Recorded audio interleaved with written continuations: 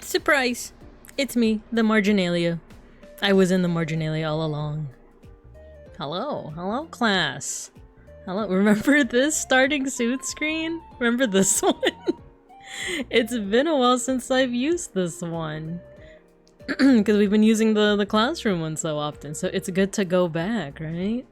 It's good to be back to being Marginalia. Being back to Babinkanalia. She's back in Babinkanalia form. And hello, how you guys doing? Happy Monday. I feel like I didn't have enough time to like recover from the weekend, so Mondays always feel like another nice little holiday, a nice little 3-day weekend until it's not. But hello, how you guys doing? We're playing Pentiment 2 painted on Poogaloo. Nah, it's just art today. We could think about Pentiment 2 painted on Poogaloo or painted Poogaloo. But let's scroll up. Let's say our hellos, shall we? I saw folks getting their stickers. They're scratch and sniff for stickers. And then today will be pretty chill. We're just gonna do some art. We're doing like medieval style art, but I don't know, I've also been having a hankering for just like trying out some different art styles as well. So we will take a look-see at that. So let's see, when I started the stream, I immediately heard the sticker sound, which I know you guys can't hear, but I always hear. And Folk actually beat Saribot. like usually when I start stream, it's like, oh, the announcement and then Saribot rolls in, right? But Folk actually hit the sweet spot, like almost as soon as I start streaming. So you got your sticker, very first one, Folk. Congrats, Matthew. You are indeed first. Fugubi, hello. You also got your sticker. Matthew, you got your sticker. Yo, Devin. hello. Welcome. I think I mentioned Babinkavs that I told some friends from my Digimon local scene about my side gig, right? My streaming career, if you could call it that.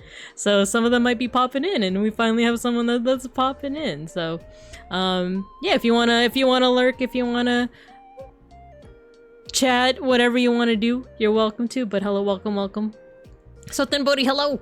I love all your different types of streams. Super glad to finally be home for one of your medieval ones. Yeah, right? I've been digging it too. Though I am like in a bit of a conundrum, which I'll tell you guys about when we go to the main screen, when we go to the class. Because I have so many outfits that when it comes time for me to... Streamer said my name Pog. Pog! But yeah, so I have so many outfits that I've been thinking of remaking my model. Or I haven't really been thinking of it, I've actually been doing it, but I'm like, oh my god, should I remake all my outfits as well? Well, we'll talk about it. I also just ate dinner, so I still have lots of phlegm in my throat, so I might be clearing my throat a lot. Also a fan of the historical stuff, Matthew. Nice. Beeplebees, hello! We're playing Pentiment 2, Painted Boogaloo! Apol and hello! Welcome. Fastest sticker in the West. We're being robbed of sticker noises. Absolutely cruelty. I don't know what it is. Okay, let's go to class. Let's go to the class. But that's right. We are in the medieval class. I was like thinking whether we should be in the normal class or in the medieval class, but you know, whatever. I did turn off the redeems to change the class, but we'll see what we feel like today. Basically, I want it to be on like the lowest possible settings because the program that I use to share my iPad, it's kind of heavy, so I was like, all right, we're not gonna use the live 2D today. Maybe we'll use the PNG plus, but I was like, nah, we're gonna go all medieval marginalia today.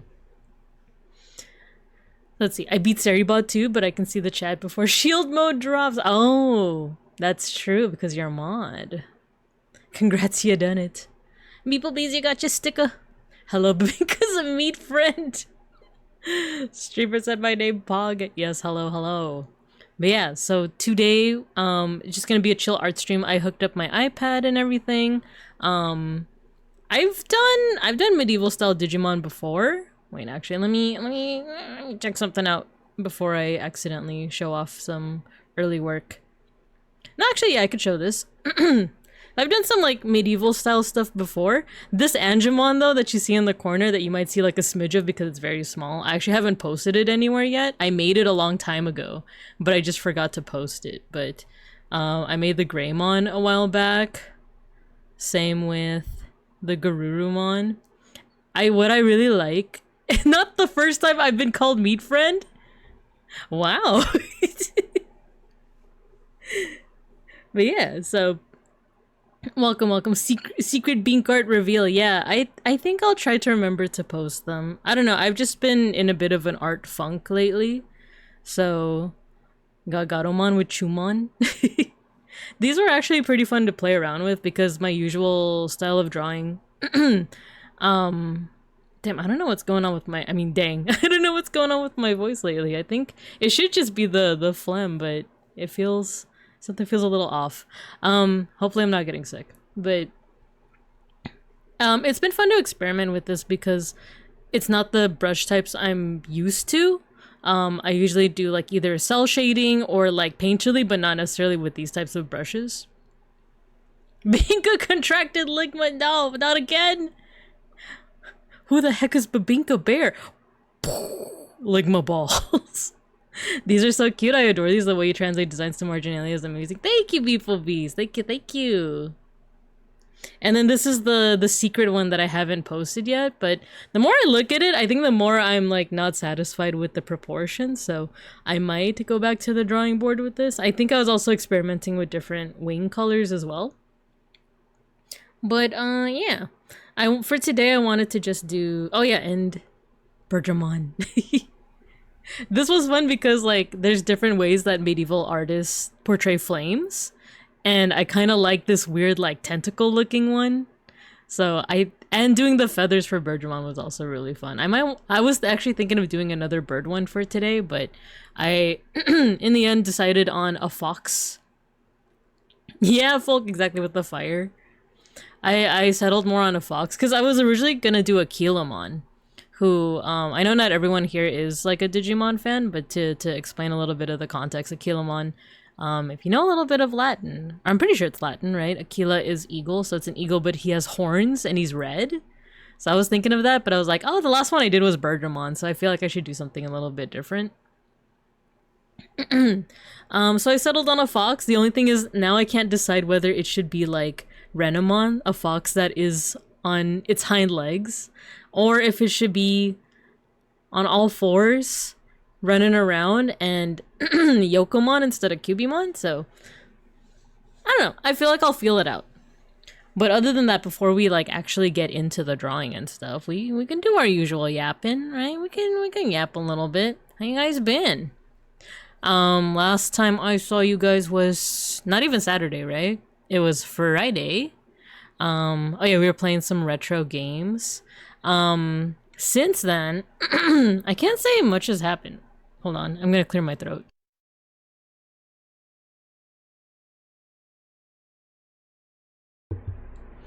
Yeah, I can't say that like much has happened since then.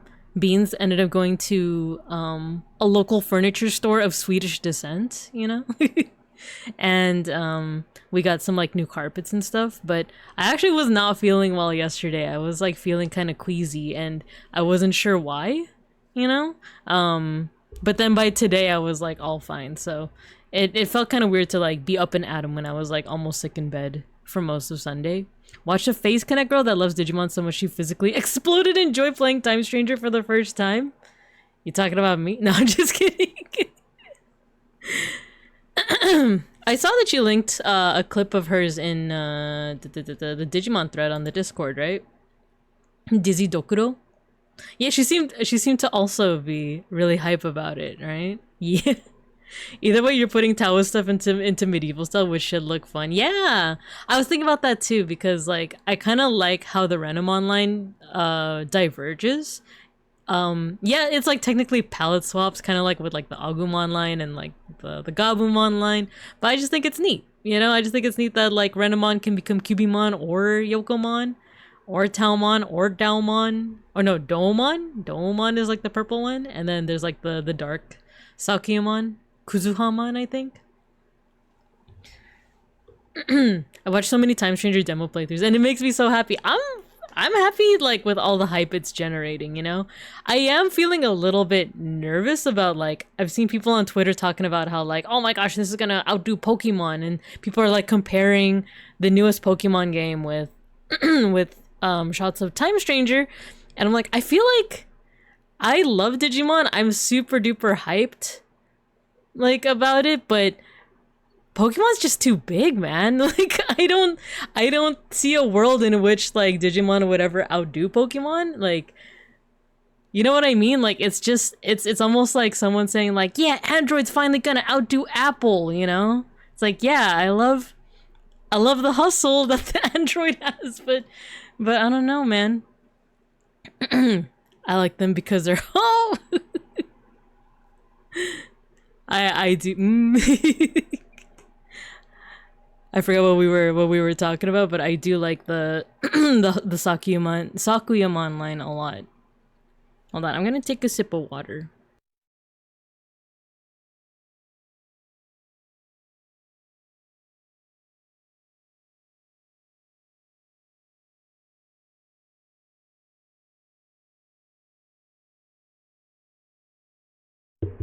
I really wouldn't compare them gameplay wise, but prize wise with day one DLC Digimon is too high. I'm like excited to like get like sink my teeth into it, you know? Like I know we played the demo the other day, but like to play the actual like full game, the demo did a really good job of being tantalizing, you know, of just being like, oh, I want more. Without being too much, because I feel like I've played like a fair amount of demos where it was like, dude, this is a demo? I'm like tired already.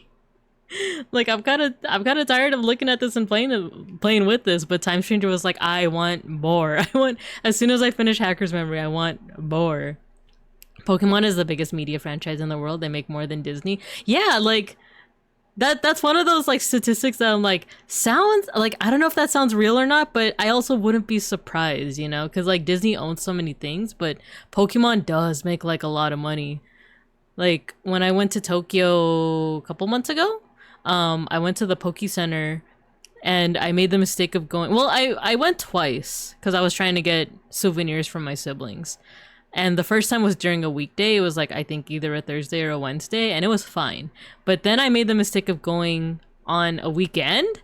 Bro, I thought I was gonna like faint from heat stroke. There were so many people in there. It was, I don't know, like there was so many people and like it was scary how crowded it was.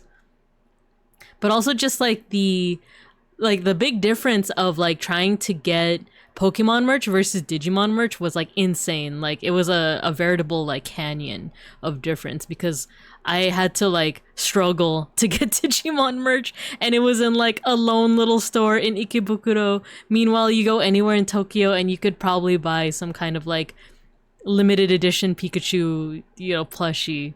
So I don't know, it was just so different. So yes, I do believe that they probably do make more money than Disney.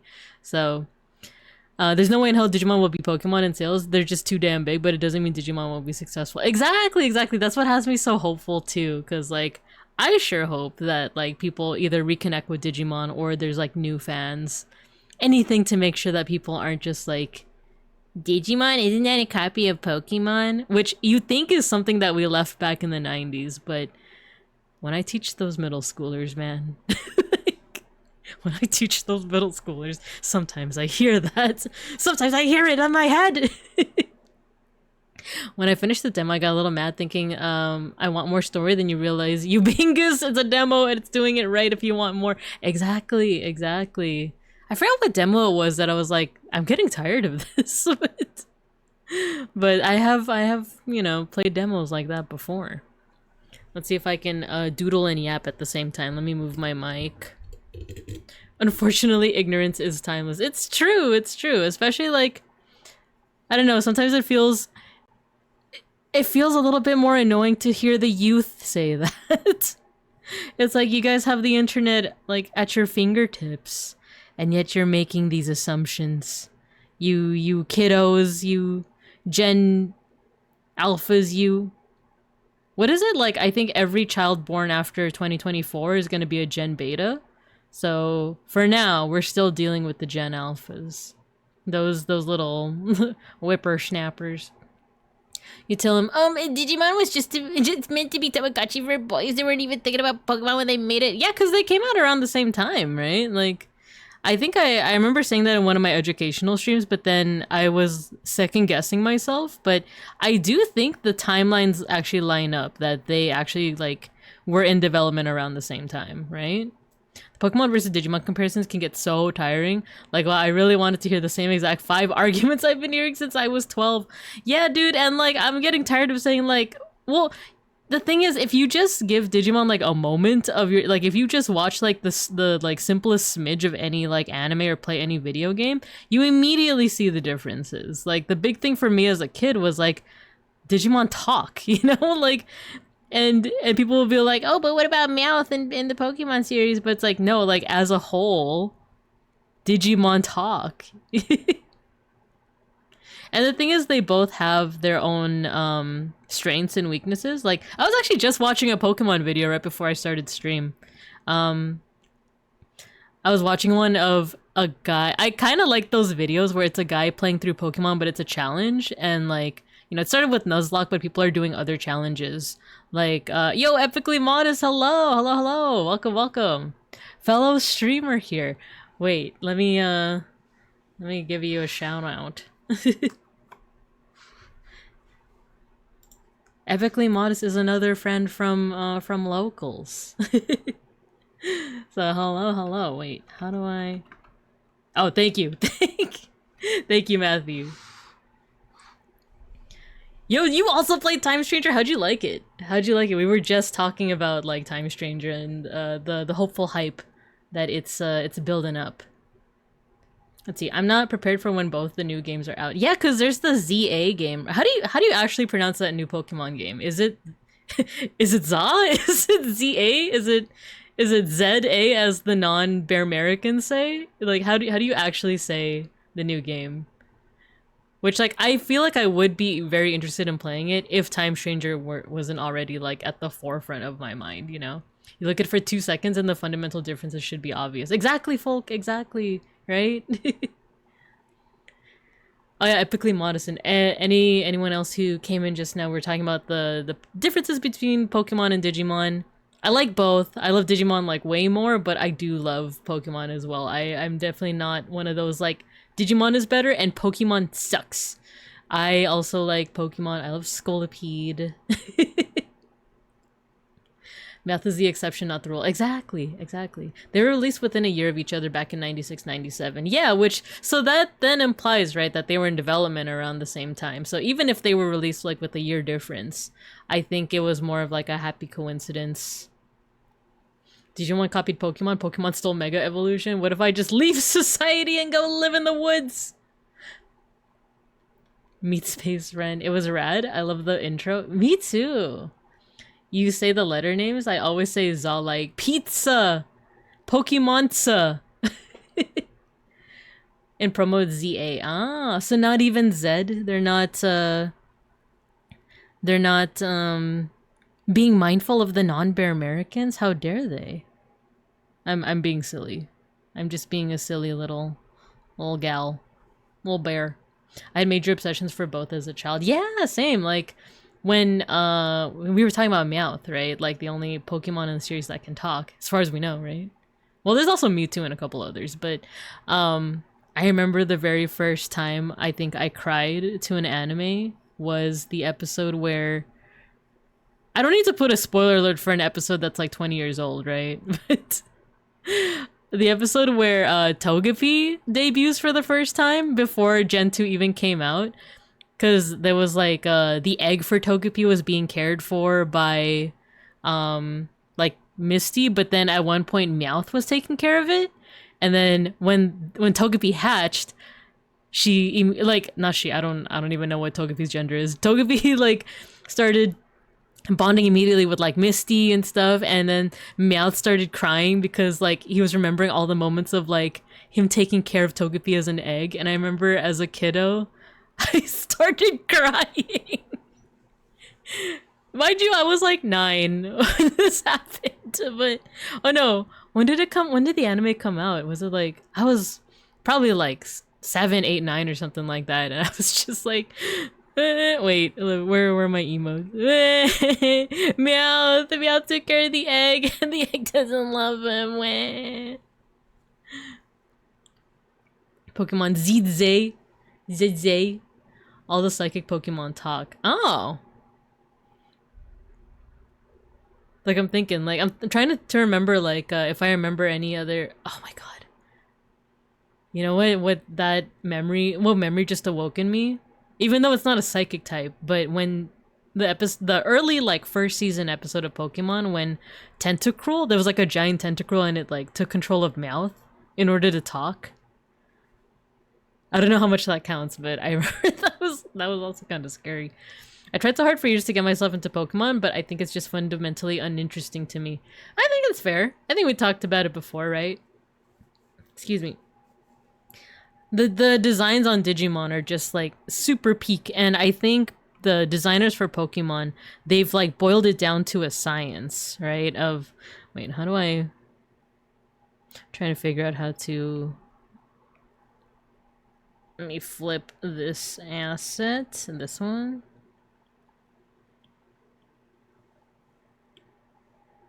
There we go.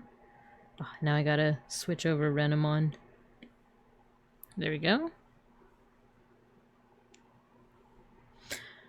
Yeah, like I feel like the people who design Pokemon have it down to like a science at this point. Okay, this body should be quite lithe. Oh, wrong layer. Streamer is drawing on the wrong layer.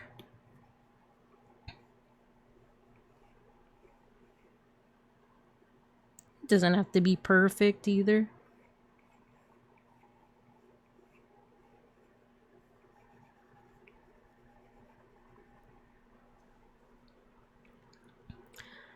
I mean, you spoiled the Iliad and the Odyssey in your YT videos. No, I didn't. I spoiled Digimon World Iliad and wait, did I? Did I spoil the Odyssey? I don't even remember what happens in the Odyssey. Mika literally spoiled the story of Persephone for us. No, I spoiled this thousands of years old tale, as old as time. I didn't cry during that part. Got real close during the movie though. Yeah, with Ash. I think that part, I don't think I actually cried for that one, but like there are so many other baffling moments where I did cry. I'm pretty sure she spoiled the Epic of Gilgamesh when she talked about Fate Grand Order. and then Enkidu and Gilgamesh, and then they kiss. It's like, can you imagine getting your information about like ancient like mythology from like didn't we talk about this? Didn't we talk about this with Dianork? Like, what's worse? Getting like a Hetalia fan who has all of their history blatantly incorrect. No, not their history. A Hetalia fan who has their knowledge of modern politics, like geopolitics, incorrect, or someone who's a fan of Fate Grand Order who gets all of their folklore mythology just completely wrong. Like, which of those? Like, which of those is worse? And I remember that like legitimately stumped me because it's like they're both pretty bad. So many touching parts in that Gen 1.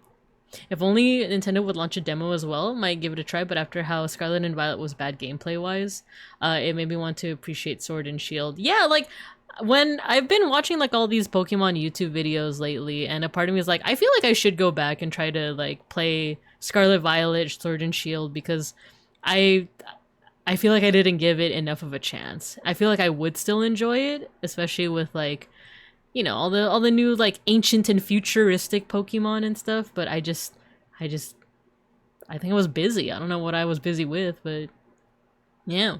I think the only piece of media that made me cry was the episode of Courage the Cowardly Dog, the one about, oh dude, yeah, like I think was that the finale? Was that like the actual like last episode? Because I remember the one that kind of like reveals I guess like Courage's origin story, right? Actually, no. Then it goes up. There we go. Cannot wait to ride Magna Kidmon in Time Stranger. Okay, that's what I'm saying. Like, is Lilithmon rideable? And like, I mean, like, can she pick me up? And the only media that's made me cry is the Land of the. Oh my gosh. Land of the Lustrous, dude. The manga actually, okay, I feel like out of mangas that actually made me cry, Land of the Lustrous is pretty up there, and then Blue Period. I don't know if any of you guys have read Blue Period, the one about like being an artist. Because, like, usually the things that made me cry are, like, supernatural fantasy, like, action adventure where, like, a character dies, right? Or, like, Anohana. But, like, Blue Period, it's so mundane because it's literally just about a guy in art school. But, like, there were, like, 3 straight chapters that, like, straight up, like, made me cry. Because, like, it really does such a good job of, like, encompassing like the experience of being an artist, but seeing people around you like having like either like having the skill for art but knowing full well that they can't pursue it to be like in life, you know. I don't want to spoil too much, but like man, that one like it was a manga chapter too. I was like, ah. Can I imagine them kissing? Yeah. The answer is always the Hitalia fan. I've lived through Devin, I've been both of them. I am that Hitalia fan and that Fate Grand Order fan, except I hope I don't spread too much misinformation. Except I don't think I don't think my information about modern geopolitics is influenced by my shipping. Can you imagine? Can you imagine if like it's like, oh no, like, yeah, Russia and America are actually best of friends because I ship them in Italia. I can't believe Vika spoiled the set and Horse's game of cards. No!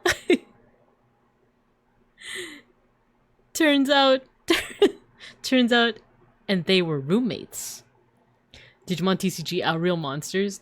Don't know what's worse, someone explaining my own culture at me wrong or someone explaining my own country's politics at me wrong. Right? Both of them are really bad. Like, both those concepts are so bad. Really, no, the last episode was perfect. Man. Yo, Blue Period. I love Blue Period. Actually, I think I'll take the Hitalia girl. If Grismon isn't in writable, I'm gonna be sad. What a sentence to walk in on! Wait, which one did you walk in on? The Hitalia one or me talking about Lilithmon or like... Let me actually get some of this drawn here. Do you guys also like this reference image I'm using? This Fox Marginalia of the Fox Pope? I was there at Anime Expo dressed as Austria pouring maple syrup down my friend's throat that was dressed as Canada. Oh my gosh, Devin, I should introduce you to my friend Milky. She like she is another like old school like Hitalia shipper. No, you know what, she shipped Prussia and Canada, but no, I remember those days too. America and Russia are best friends because I shipped them in Hitalia. I'm so sorry, Gala Hughes. We were talking about the little bit of the nostalgia, the nostalgic Hitalia days, the days that maybe are not worth looking back on. Right, let me actually like get the shape of this. I've been so busy yapping that I need to actually like draw the darn thing. So chest out.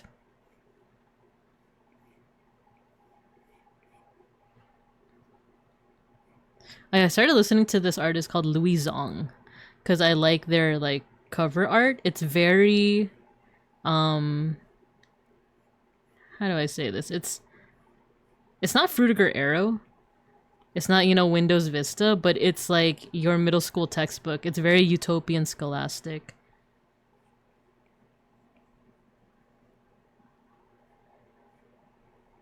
I'm drawing this fox very skinny. Thanks for shouting out 4 milks, Matthew. I'm a Canadian stereotype. I do drink straight maple syrup. She got so sick after that? Oh no! I mean, I would imagine. Like, I would imagine that, like, just drinking straight maple syrup will do that to a person. This is actually, like, a little bit harder. Drawing an upright fox like this. And I'm just copying the reference. I feel like I should have maybe drawn the, like, basic shape off stream.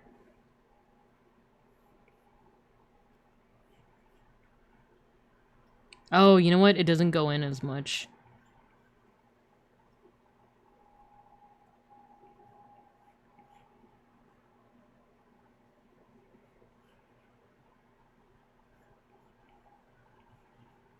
I think at this point I can also take inspiration from just Renamon herself, because she do got the thick thighs that save lives.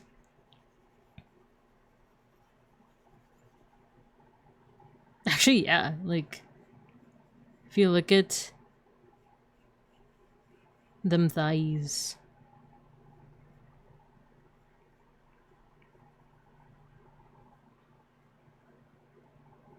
And she got the, I like her feet. I like the very Digimon-esque feet. Speaking of beeplebees, your art of the fan-made Prosperinamon, I like it a lot. I know I like said a lot of praises already in the Discord, but I like the little like feetsies that you drew. So Ungax and cool S's. Oh man. Gotta have the cool S.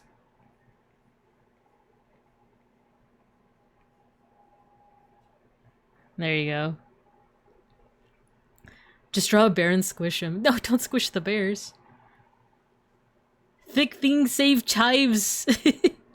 A friend of mine used to say that a lot. She used to say the like thick thighs save lives. And I'd be inclined to believe it.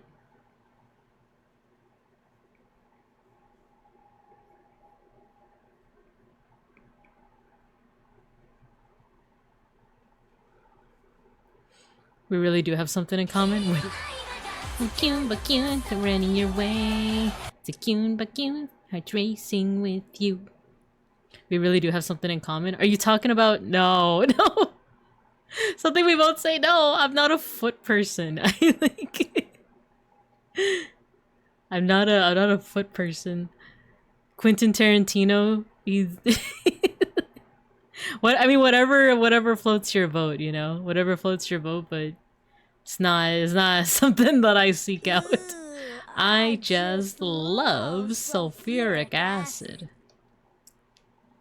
A cool S variant. Right? You like it? Never learned how to draw that S as a kid. I didn't quite get a handle of it until someone taught me the 3 lines thing. Like you start out with like the 3 lines and then you just connect them. Though I've also seen people do like this, right? Where like, you know, you either make the last part flat or you make it like loop in like an 8. I think that's what solidified it for me. Quick, someone censor Renamon's feet. Oh, those are the 2 variants. Oh, gold ship jump scare. I'm apparently the only millennial who has never drawn the cool S. You gotta start now. You gotta start now. Kind of looks like an 8 the other way. An 8? Oh no. Dude, I was thinking about the Devil Sacrament all weekend. I'll give you guys context, but excuse me. So on Saturday when I walked into my Digimon locals, I didn't realize it until maybe like, I don't know, 15 minutes in, but Devin here in the chat was wearing a shirt so that I'll show you the shirt.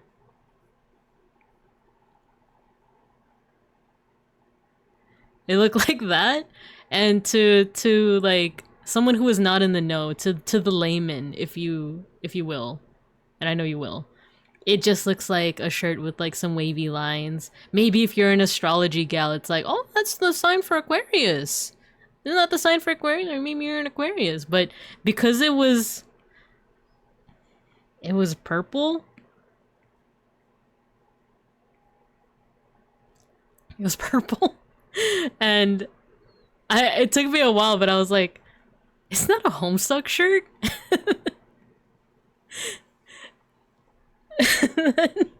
Wait, no freaking way you have the hex code. No freaking way. And then yeah, like we had this moment where it was like Wait a minute, how did I recognize that it was a Homestuck shirt? It was like the whole like, I saw her at the Devil's Sacrament. What were you doing at the Devil's Sacrament? I know what I'm doing here. What are you doing here? Man, the early 2000s really comes at you quick. I need to draw some arms. Actually, if you zoom in, there's like a little hook. This, I feel like if the Bebin Cubs had a nickel for every time I brought up Hetalia and Homestuck in the same stream, they'd have at least 2 nickels, which isn't a lot, but it's weird that it just keeps on happening.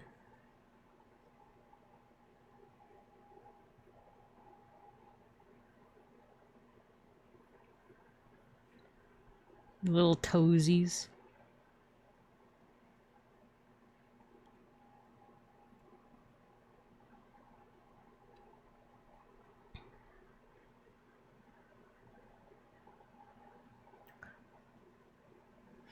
$2 nickels is stingy, I'd be rich at this point. Have I mentioned it that many times?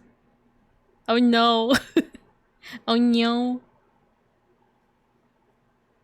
I live at this Devil's Sacrament. I've been rereading the Devil's Text since winter. Really? Isn't there something coming out? Homestuck related? Is it like is it a movie? Right? Like, it was a movie and then someone was announced as the voice of John?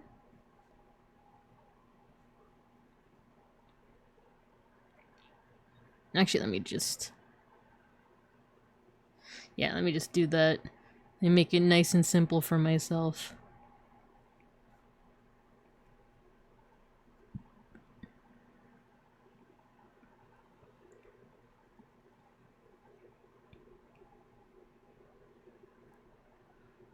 Animated pilot. Homestuck movie just did get... just did paycheck damage to me. Toby Radiation Fox is the VA for John. Insane. That's like insane. Cause like, do y'all remember when Psychic. I was like, paycheck damage. Oh no, not the paycheck. Do you guys remember when Megalovania actually started off? I don't know if it started off as this, but I knew it first as a Homestuck song. Like, you know, Megalovania as in the... Like, I knew that first as like a Homestuck song. Not my paycheck. I need that! I did my finances today and I was... Without giving out too much information, I was like, same, I need that paycheck. Like, I'm not hurting for money, but man, I'd be spending too much on the Digimon cards. Megalovania is a Homestuck song. So it started as a Homestuck song, right? Because when I first heard it, like, because of what it became, was it Sans Undertale's theme, right? I never actually played Undertale.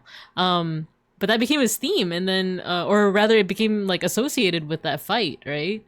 And then I kept on hearing it everywhere, and I'm like, isn't that the Homestuck song? Like, and I started questioning myself. I was like, did it start out on Undertale first, and then it was Homestuck? But Megalovania gives me war flashbacks. Toby Fox stole and put in that trash Undertale game? Oh no, that's a controversial thing to say. That's so even though I haven't played it, but I know there's fans here, or I'm assuming Undertale fans. Report in. Are you guys here? Oh wait, I should copy the way... Wait, let me take a look at these references here. I like the faces a lot. I copied the ears from this one.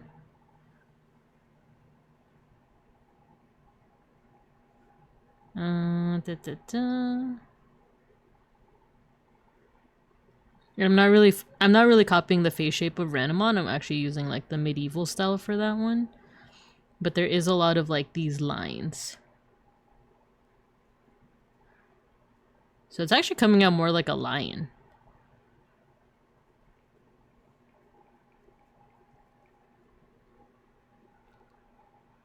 I used to be an Undertale fan. Takes drag out of fake cigarette once. It's funny because when around the time that Undertale was out and people were making all these like fan-made videos for it, that's when I was into Steven Universe. So I remember like being really into that one song. This is Garnet, back together. And we're never going down at the likes of the hands of you because we're so much better. And then I saw an Undertale parody of that. And I like considered getting into it, but in the end I never did. But I was like, wow, if this game is getting big enough that it's doing parodies of like Steven Universe memories. They're doing parodies of like Steven Universe songs. Not even just parodies, they're doing like animatics. Like full blown like animatics and like animated like scenes and stuff. I was like, dang, this must be like a really popular fandom then. And this is before I kind of like knew the extent of it. Ooh, I wonder actually if I should copy the arms of this one instead. I like these little legs too. They're just like fluff. But no, I feel like I should do something. How do I copy that? Oh, that's interesting. The shape is like... That's interesting. Now, he wrote Megalovania for his Mother 3 fan game and then reused it in Homestuck, then reused it in Undertale. Ah, so he's kind of like a Mamoru Hosoda type of guy. Like the guy that directed Digimon, not Digimon the movie, our war game, and then kept doing our war game over and over and over again. To be fair though, I do like our war game, and I do like the other movies that he's done that I haven't seen yet. Mookie Sticks, hello, welcome. Actually, I'll be right back. I need to turn on the light in my room because it has gotten dark. We're back into winter hours. It's almost it's almost autism, so it's dark already. So I'm gonna go ahead and turn on my light.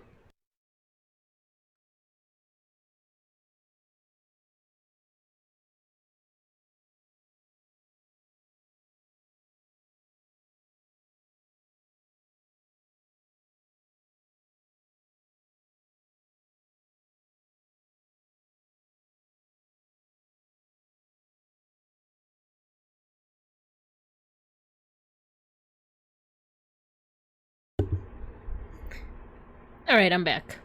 The other movies are okay. I'm trying to remember what he made Summer Wars, which, yeah, I kind of thought was okay. I haven't seen Belle yet, but I did see... Did he direct Wolf Children? That was him, right? Wolf Children is still one of my favorites, but that one isn't necessarily the same story as our war game. Just realized the song is a jam. Yeah, this artist, you guys should check out Louis Zong because like the art... Actually, I feel like I could just show it to you guys. Go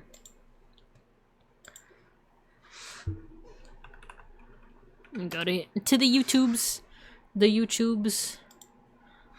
Louis Zong.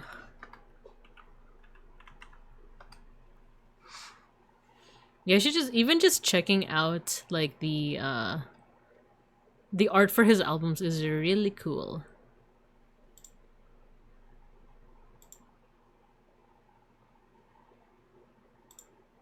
And there we go. This is Louis Zong.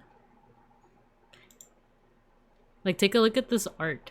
I think the first one that I saw was this one. Wait, let me pause the music.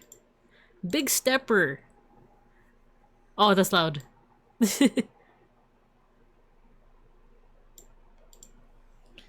Look at the style. I don't know, something about it is very like 90s textbook. It's not quite like utopian scholastic though. This is what I would consider utopian scholastic. Like, look at the art for this one. Like, you know, the little like trilobite, I'm assuming, but like with a lot of different like 3D assets here. This font, right? It's very utopian scholastic. It's very like middle school biology textbook, right? Very Encarta 97. So because of that, I started actually listening to the music, and I like it. I dig it. He has other stuff too. Let me see. Bass Amateur Shop. That's me. I'm the amateur. There's one that I saw that I was like, oh man, this feels so nostalgic. Where is it? I think it was just called Business.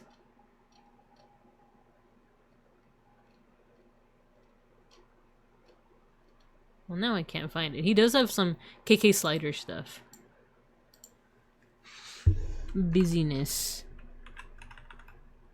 Yo, Owen! Thanks for the raid! Hello, hello! Sparkly Race Cat raid! Welcome, welcome. I was just showing off some music that I've gotten into recently. This artist Louis Zong. There we go. Business! We'll listen to this while we say our hellos. Hello, hello! Welcome, welcome. How you doing, Owen? I forgot to mention I was lurking when you were doing your DDR stream last Friday. It was a bop. Hello, nice, nice. How was New Star GP? How was that? Is that a retro game? Let me know, let me know. And if you and the mechanics have to do any post-stream care, if you gotta go showy or get some din-din or rest, no worries at all. But we are talking music, but we are also drawing some Digimon in medieval style. There we go. Yeah, I'm working on a fox. It's a fun racing game, not retro but low poly. Ah, I'm hangry, so I will lurk while making food. Yeah, feel free, and thanks again for the raid, Owen. If you guys aren't already following Owen, you definitely should. He's a cute, sparkly race cat, and he plays retro games. He's been playing you've been playing Delta, right? MGS Delta. And the DDR Fridays are very nice as well. You get to see the work in the cardio. Yeah, MGS Delta, I've been wanting to watch, but I also didn't want to... It's weird, like, I don't want to even say spoil myself because I already played MGS 3, but just, like, the new shiny graphics of it, right? But definitely make sure you're following Owen. Be a mechanic today. It's very fun. Yeah, yeah, yeah. I miss, like, how wacky that game is. Alright, let's scroll up and catch up on chat as well. So, Belle was beautiful and the music slapped, but like the story wasn't anything special. Ah, was it like Summer Wars? Was it like our war game? Is it similar or was it different? Because I know it also goes into the whole like your identity on the internet isn't the same as your identity IRL, that kind of stuff. He did that song, I like Wizard Disco from this dude. Oh, Wizard Disco. Oh. Did you ever use Bryce 3D? You'll need to remind me of what that is, or I could just look it up. It was much more just Beauty and the Beast. Ah, okay. With like a smattering of like virtual stuff. Beauty and the Beast. Ah, okay, okay. With a smattering of like virtual stuff. It was a really basic 3D art program, but made terrain easy. Let me look that up. Let me put the mini browser away. Let me put iPad back. And then let me look at... Is it Bryce 3D? Oh, cool! Wait, these are awesome. Oh, and LGR did a video on it? Like, let me show you.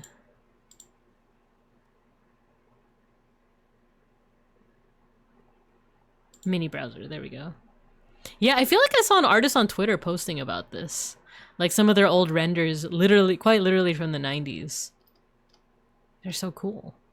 You should definitely see if you can get a copy working and stream it. Ooh! The only thing is, I'm not great with 3D graphics. I actually did think about the idea of playing around with Blender, because it's free, you know, it's free 3D software, but I remember trying it once, trying to make the donut. That's like the infamous tutorial. Your very first tutorial is like making the donut, and I utterly failed in it, so part of me was like, maybe 3D is just not for me. But I don't know, lately I've been like wanting to try it out. So we'll see.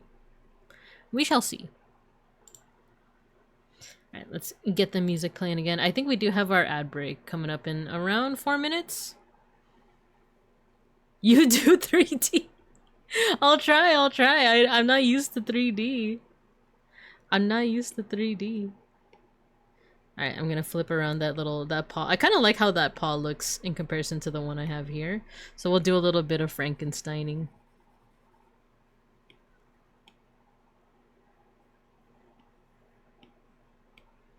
I like the shape of this paw. There we go. Erase this.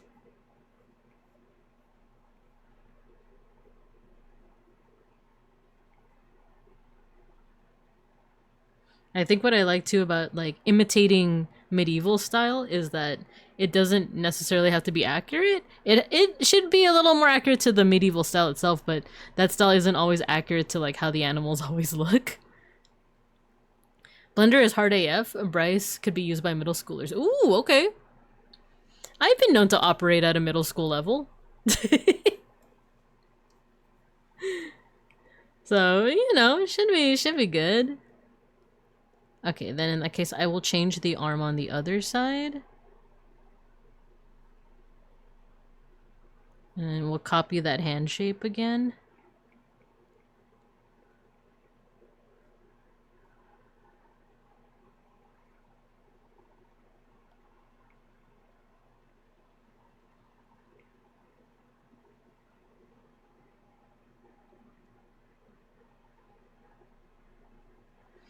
And then how to do these little like fur patches, I guess? Like what would you guys call like the thing on Renamon's shoulders?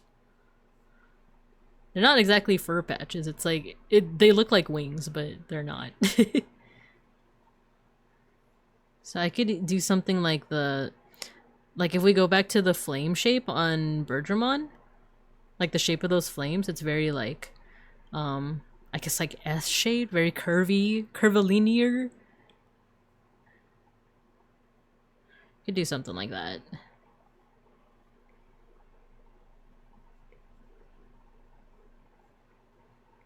Oh yeah, I actually like how this looks.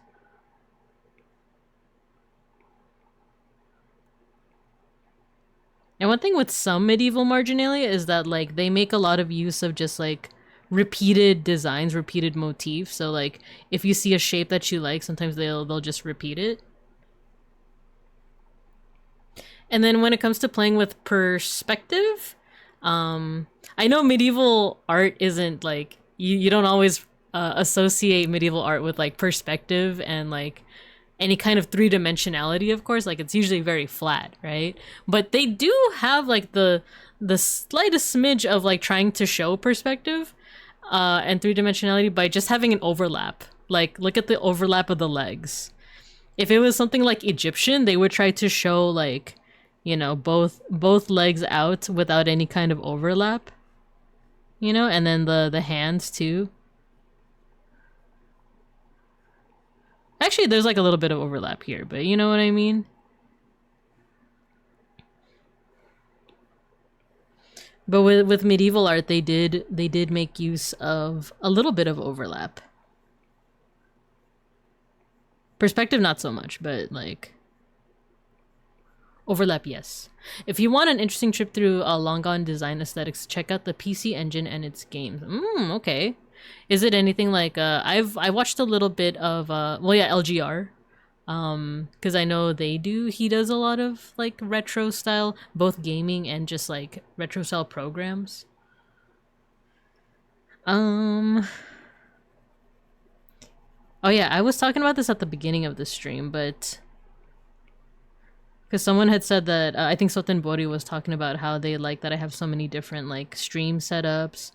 I've been digging the fact that I have like a lot of outfits, but that did cause a bit of a conundrum because I'm trying to transition my PNG over to PNG Remix. And oh, we have a ad break coming up in about 50 seconds. But yeah, because Folk recommended PNG Remix, and I like it a lot. I was playing around with it and I like it a lot, to the point where I was thinking maybe I should just remake my model. Especially because I got my model reviewed by EG, the person who like looks over people's like models and gives like critique and stuff like that. So I've actually, yeah, I've been kind of playing around with the idea of like just remaking my whole model according to like their guidelines. And it won't be like a huge overhaul of my model. It won't be a completely new one. It won't be like Vesper 1.0, Vesper 2.0, right? But it's more closer to like Magni 1.0 and Magni 1.5. So I would call it a 1.5, not a 2.0. But the big problem then becomes like, oh, should I remake all of my outfits in this style? Or should I just start basic with like this outfit that I'm wearing right now, right? Was released in the US as TurboGrafx 16, but the JP market had way more stuff. Oh, okay, okay. Let's put you guys out at recess. Oh, I'm big. Why am I big? Our ad break is gonna start soon, so I'm gonna let you guys enjoy yourselves here at recess. I'm gonna see too if I change models, if my iPad will blow up or if we're gonna be fine. Elsa Norkev, hello, hello, welcome, thank you, and thank you for the follow and welcome to the class. We might start an ad break pretty soon, so so just be aware of that. But I will not be yapping or anything during the ad break, so you should be good just to hang out. Ad break!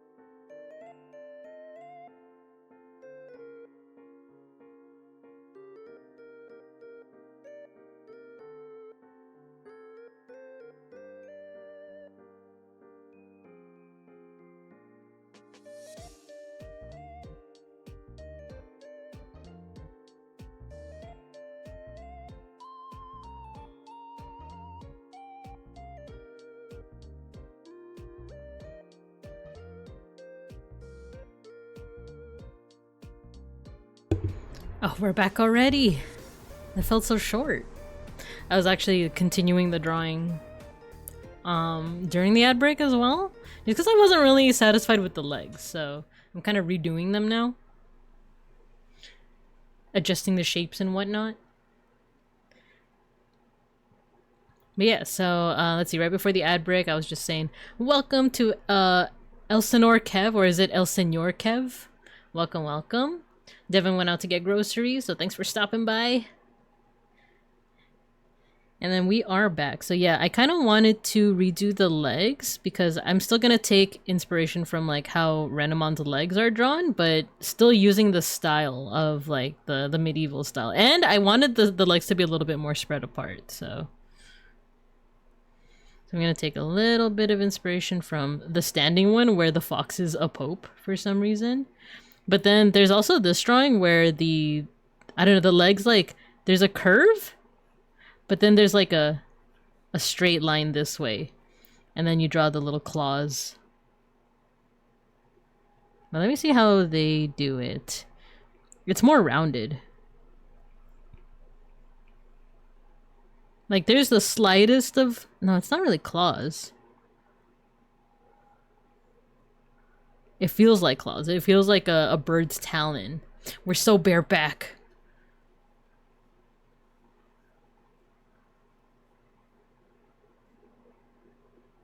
There we go, kind of like that. Little toesies.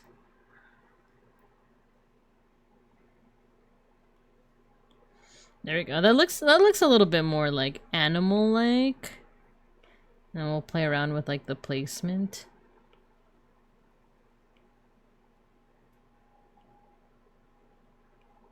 Maybe the thigh's a little too big, which is funny considering we're drawing Renamon, but...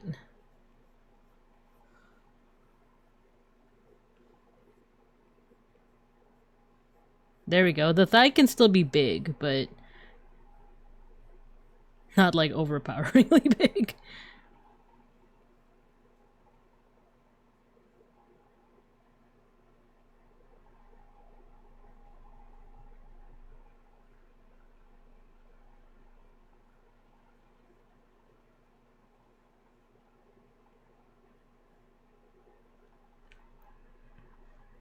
Oh, I don't know how I feel about that now.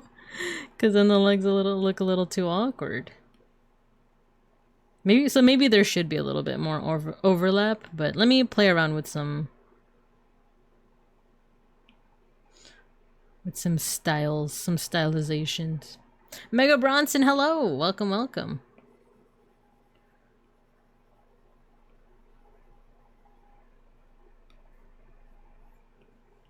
Oh, there we go. I should go a little bit more in.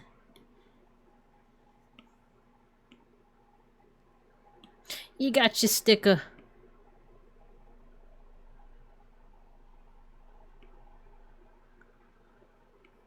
Yes, hello, hello. We've been talking Digimon so far. A little bit of Hetalia Homestuck. For some people, those thighs need to be about 200 times thicker. I think what's hard is that, like, I'm drawing... Wait, why isn't it... Oh my god, why isn't it... Going back to what? Dang it. I was gonna say, what's hard is that I'm drawing a animal that is traditionally quadrupedal. Drawing it bipedal. I could just use this as a reference because it's straight up being bipedal, but I don't know. I wanna change it up. Beeplebees gets it.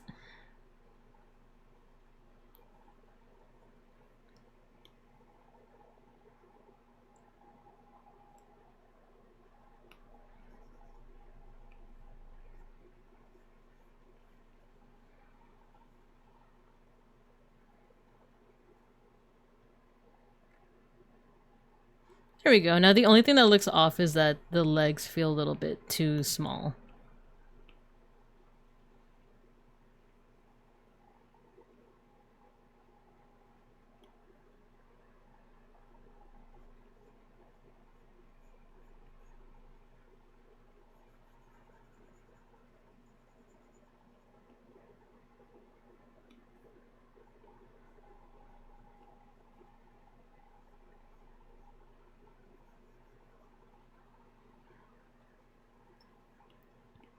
You know what this is reminding me of, actually?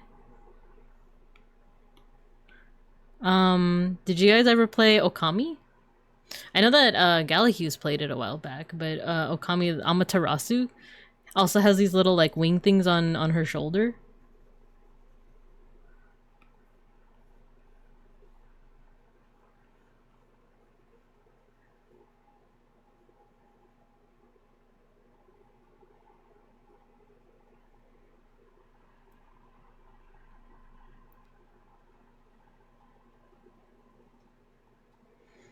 Okay, so one thing that I've been like really thinking about lately with like the whole thing with like remaking my model and all that, and just the feedback that I got from EG is that they said that with my art style as it was, there are a couple of times overall, like when they reviewed my model, extremely positive. They're really, really good at giving feedback. It kind of like in art school where you have to do kind of like the compliment sandwich of like something that worked well, something that you could work more on, and then something else that went really well. So, hello Zako, hello. So, yeah, I've been so EG looked at my model, and it's funny because I guess I either forgot to mention or like neglected to because I credited my live 2D artist Ririmon. But I guess EG was like, oh, did you draw your model? Did you draw it before your PNG? There was like confusion as to like when the models were drawn, and I said, oh, actually I didn't draw my own live 2D model. The design is mine, but the person who drew it is someone else's, Ririmon. And then they said that like, oh, cool, so we're noticing a couple of like differences. You have 2 if the rune. Good luck to you, the government is on its way. What? Let's make sure we're staying on topic here. But hello Zako, we're currently talking about I might be debuting a new PNG model one of these days. I won't say when, but it's because I had my model reviewed by a VTuber named EG. Squeegee, it's another one. So yeah, Squeegee is someone who like they are really good at character design, and a lot of their stream content is reviewing character designs from different franchises. So they also have a service on VGen where they can take a look at your model and then give you tips on like how to improve on it. And a lot of the feedback they give is not super drastic. It's not like, oh, you need to like completely upend your whole model and just remake it from the ground up. It's like relatively minor changes that like when you put them all together, they end up really effective. So aesthetic changes you can hint. I guess the only thing I'll say is like, oh, thank you, Matthew. Yes, that is the person, Squeegee 3D. It's gonna be Megbinka Trust. That would be a fun idea, actually. Here's how to make your look work more. Yeah, exactly. So they gave really good feedback on mine. They said that they really like I have a lot of uniqueness in my face shape and how I draw my own eyes, which is kind of hard to show off right now because I'm in a completely different model. So, but with Ririmon's model, they were like, oh, this is also super effective. But there's also like the eye shape has become more rounded here, and then like the shape of the face, a lot of the qualities of my face, such as like the snout and the eyes, are all around the same size, which isn't a bad thing. But you can also create a little bit more intrigue if you change up, for example, like your nose being bigger, your eyes being bigger than your snout, stuff like that. If it's all kind of a uniform shape, then still works. But you might also want to vary those shapes a little bit. So I'm working on like a new version of my PNG, and eventually I might want to also, if I have the money for it, I might also want to hand it off to Ririmon to make like a version 2 of my live 2D.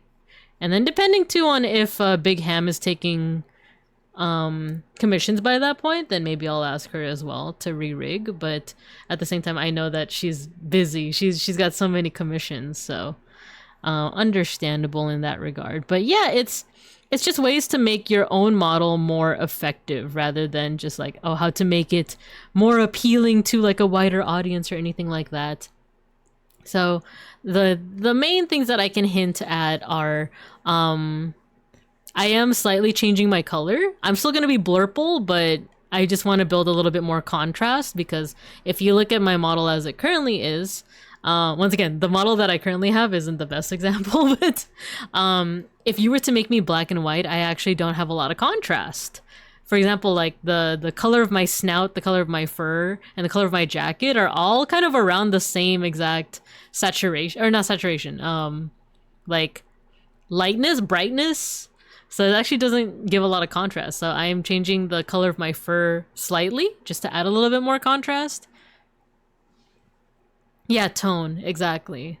And then EG also recommended adding a little bit more asymmetry to my model. So I put like little touches here, like the amount of, it's very minor. It's like the amount of fluff that I have on one side. So for example, like, let's say that currently, you know, here's like a super simplified version of my face. I typically add like 2 cheek fluffs here, extra cheek fluff, you know? Like, something to like build on the asymmetry. I'm also making my hair a little bit more, you know, out there. It's still the same hairstyle, but just the main thing that EG recommended is just more exaggeration. Like they said that there are spots where my outfit and my shoes are a little bit too close to like the contour of my body. So if I, you know, actually the hair is a good example. The hair is a good example because my hair is usually drawn on the inside of my head. So if you look at the silhouette, it's just a normal bear. So I draw my hair on the inside. So this time I'm like, you know what? I'm gonna make the hair stick out a little bit. So doing something like that.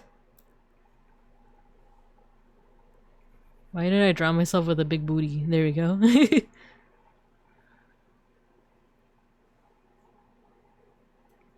Just drawing like a super simplified version of my model.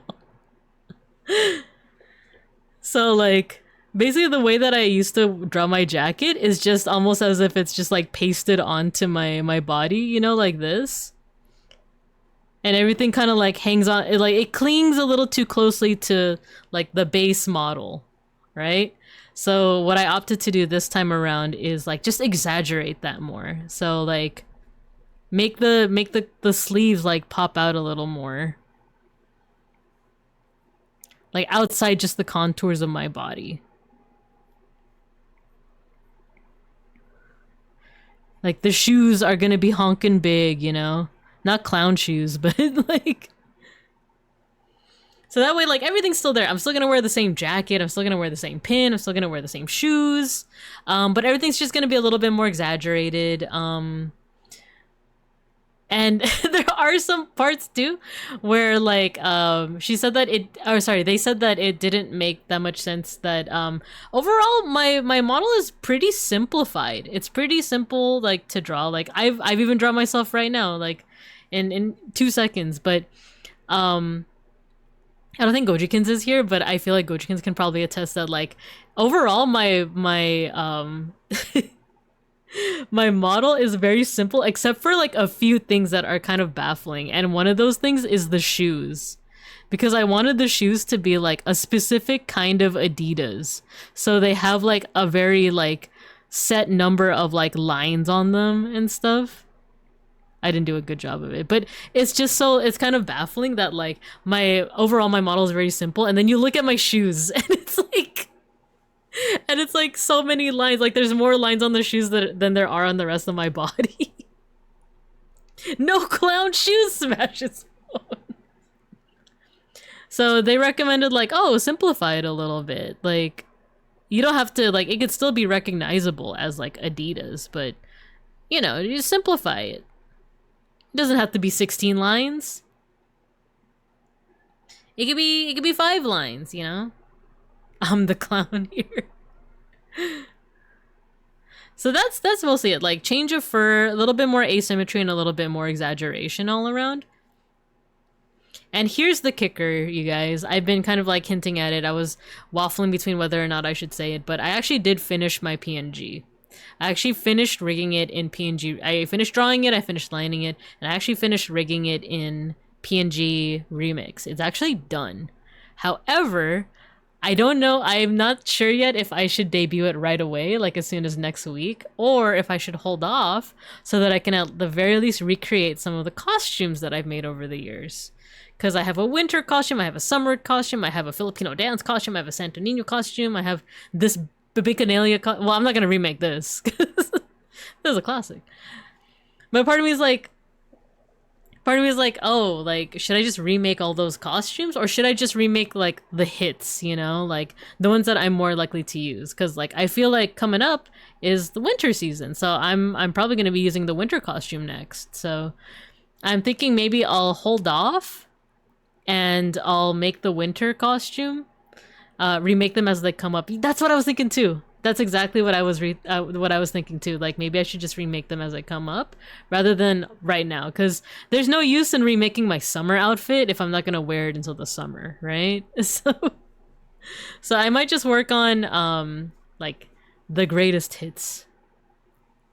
At least do costumes that you think you'll get more use out of. Yeah, true.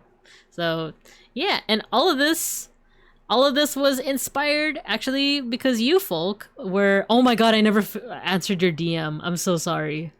But I was gonna say, folk, like, because you had recommended PNG Remix and you said that you imported your model from PNGTuber Plus to PNG Remix. I was like, oh, I'll try it out. And I tried it and I was like, oh my god, I like this. Wait, what if I make use of EG's feedback and then just remake my model entirely for PNG Remix? So that's actually what I'm gonna be doing. So thank you for that, and I do need to answer your DM. I'm so sorry. I think I saw it, and I did that thing where I like responded in my head but didn't actually respond. But I will say yes. I will say yes. So let's continue on with our Renamon. I be yapping. I really be yapping a lot. So with that in mind, the reason why I like even brought it up is because like I've just been in this mindset lately of like I need to exaggerate more. I need to exaggerate my art a little bit more. So like the fluff around Renamon's neck, you know, I could exaggerate it a little bit more. I could make it pop out a little more. Because I feel like my art is very like, for lack of a better term, like conservative in that way. Like I myself am the furthest thing from a conservative, but like my art, you know, my art feels very like hesitant, uncertain. So there we go, making things bigger. It's okay, I do the same thing when I see a DM. I think I'll answer that later because it's like 3 a.m. or the middle of work and then I forget about it. Yeah, that's exactly it. Yeah, it's never anything again. If I don't like answer DMs, it's never because like I like dislike anyone. It's just more of like I answer in my head and then, or I'm like busy and I'm like, I'll answer this once I'm not busy, and then I never answer. And then I never answer. I haven't made the tail yet. I need the tail. How's Renamon's tail? Oh, it's nice and fluffy.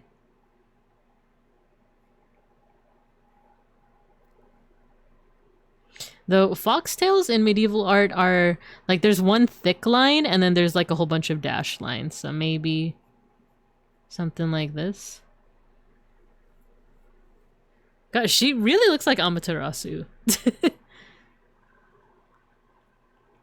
Yeah, maybe we'll do this to really emphasize the fluffiness.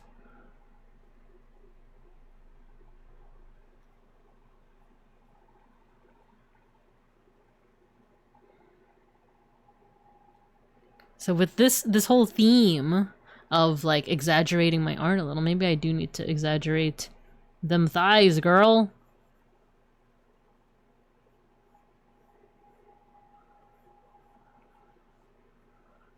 Yeah, if anything, that's gonna be my next like art goal is to just exaggerate more. Don't be so scared. Exaggerate that foot.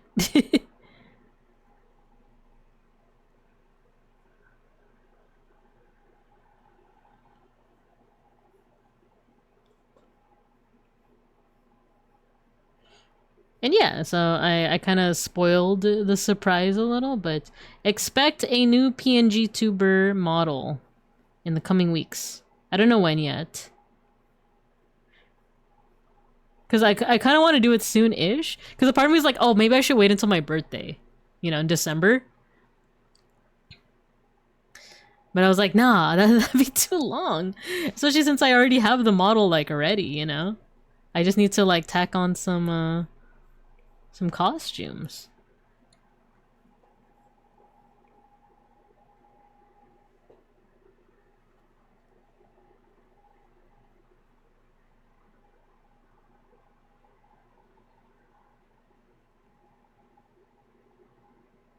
Okay, so I have the general shape.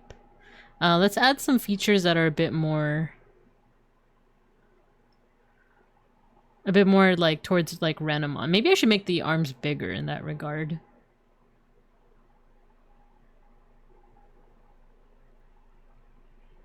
And then there are some identifying features of Renamon, so like the little like things on the cheeks, right?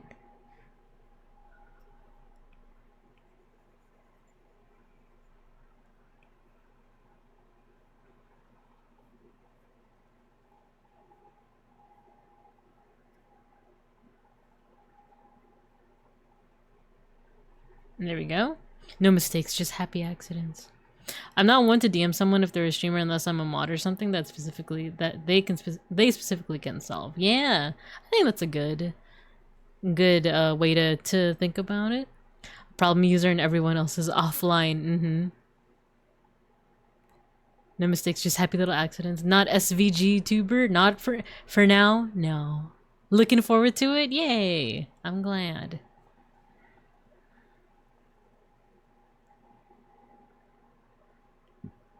I'm also working on someone else's model as well.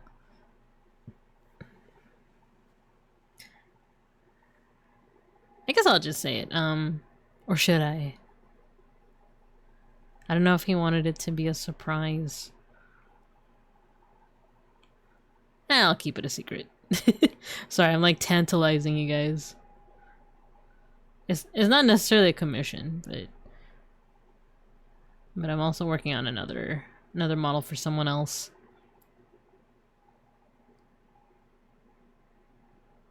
Yeah, maybe the arm should be bigger. Maybe they should be a little bit more fleshy, like over here. Okay, let's do this. Let me cut and paste. That way, if we want to go back to these arms, we can. But for now...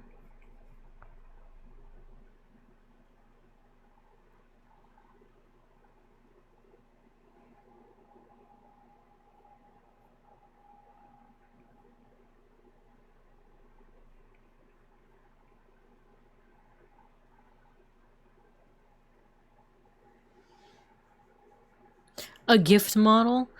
Yeah, it's for someone who doesn't stream that much as of right now, but you know, when we have a little bit more free time,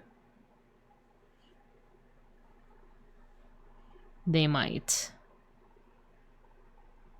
get back into it. Yeah, fleshy model. I mean, I'm not making a model for fleshy because there is a VTuber named Fleshy, but as in like these arms are fleshy, so this is gonna be fleshy.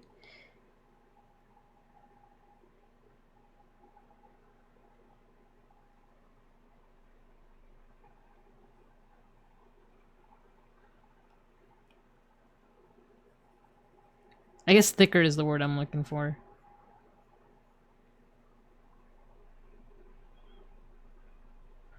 Trying to get the hang of like drawing these like big ol' beast claws.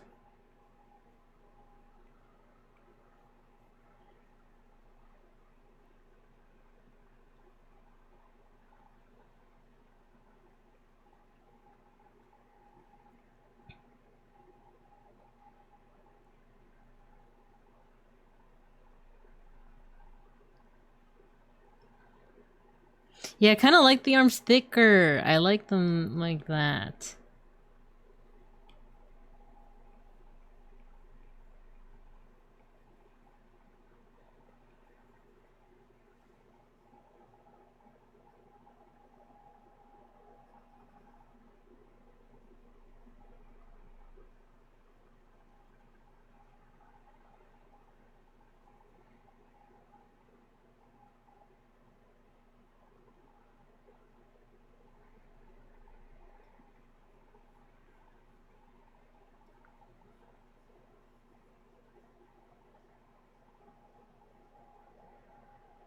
There we go. Now we can draw like the arm parts.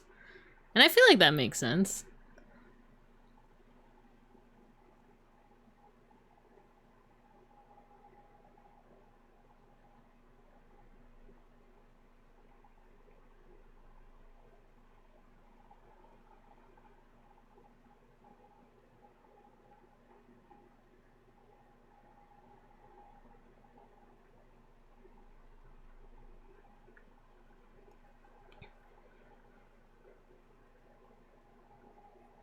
This music's so groovy.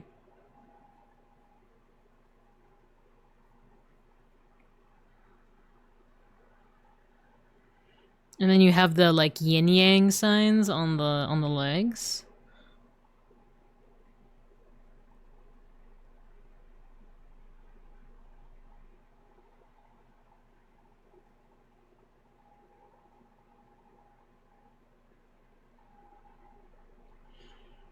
This feels like the music I'd hear in someone's house in a funky point and click adventure from back then. I've been so nostalgic lately for like point and click adventures. Maybe it's because we've been playing a couple of nostalgic games, but the nostalgia... Well, the thing is I'm always nostalgic about something, especially with the world the way that it is right now. It's hard not to.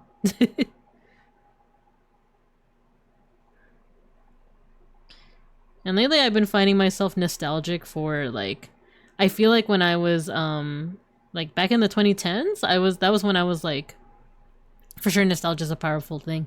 Yeah, like back in the 2010s I listened to a lot of vaporwave music and I really dug it because it gave me that like nostalgia for the 90s and the 80s too, but the thing is I didn't grow up in the 80s. I was born in 1990, you know, so but it gave me like a little bit of like that nostalgia. And then lately with me listening to I guess like that's the thing, that's how like nostalgia works. Like after about like 20-30 years people start feeling nostalgic for what came like 20-30 years prior.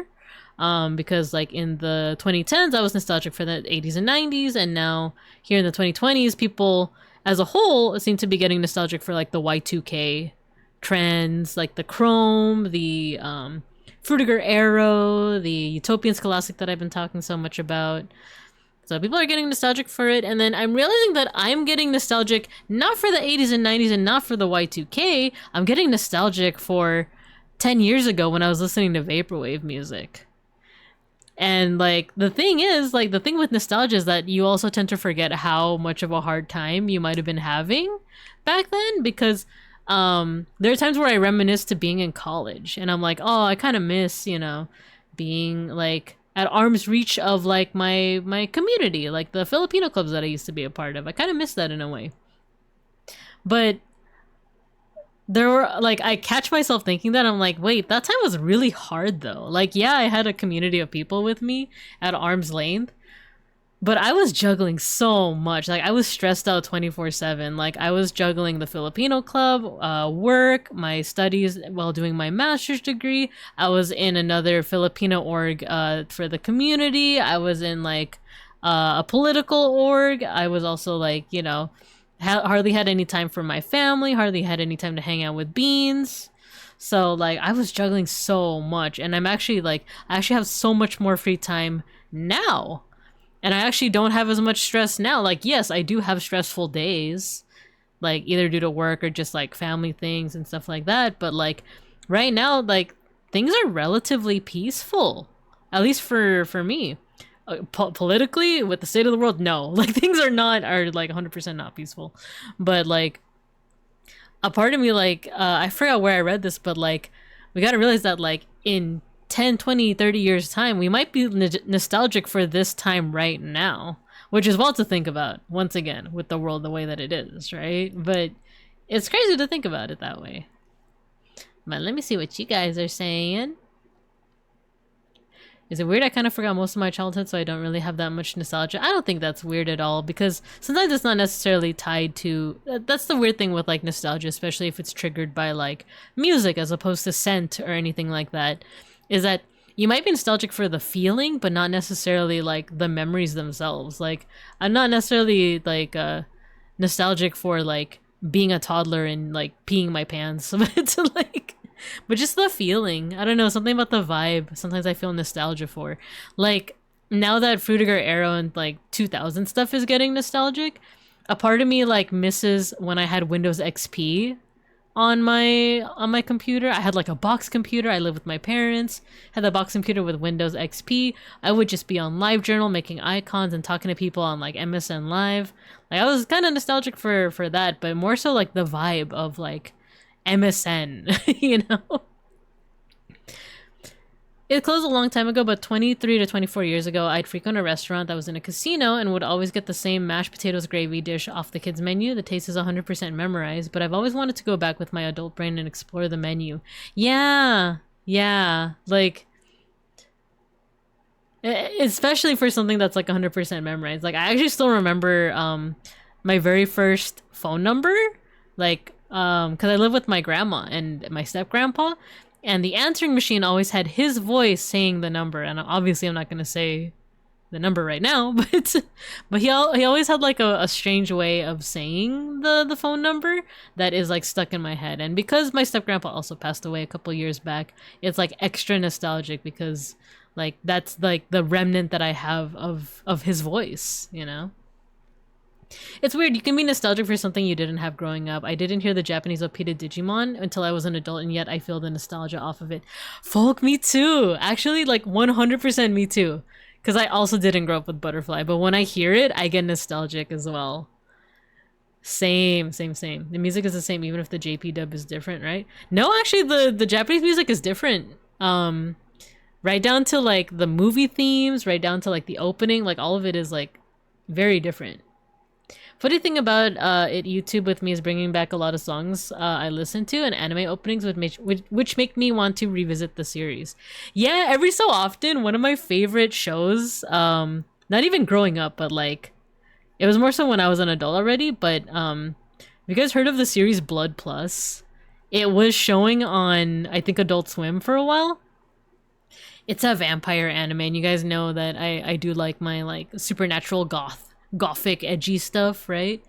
But I remember the openings to that series are banger, dude. I love the openings. Like, you know what? I kind of want to play it right now.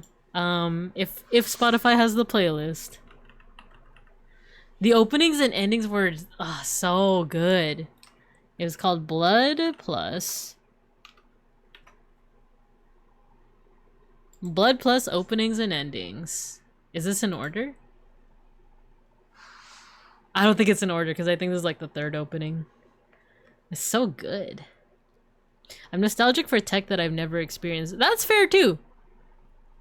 That's fair too, because sometimes I think of just like that weird beige color that all of the phones were back in the 90s and 80s.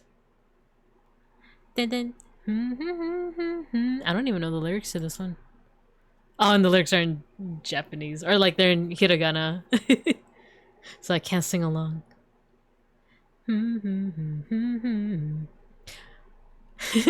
Poop your pants and go home. What are they gonna do?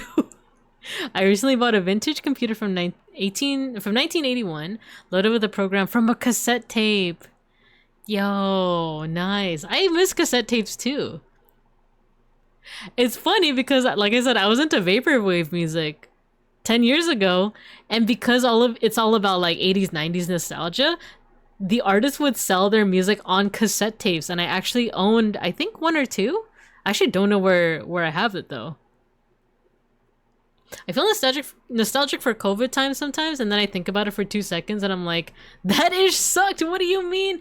No, me too though, because like, I don't know. It's like, I always hesitate to say this because a lot of people suffer during COVID times, but because I'm introverted and because that meant that I didn't have to go out and interact with people, I kind of like that part. Like, I know a lot of people did not like that.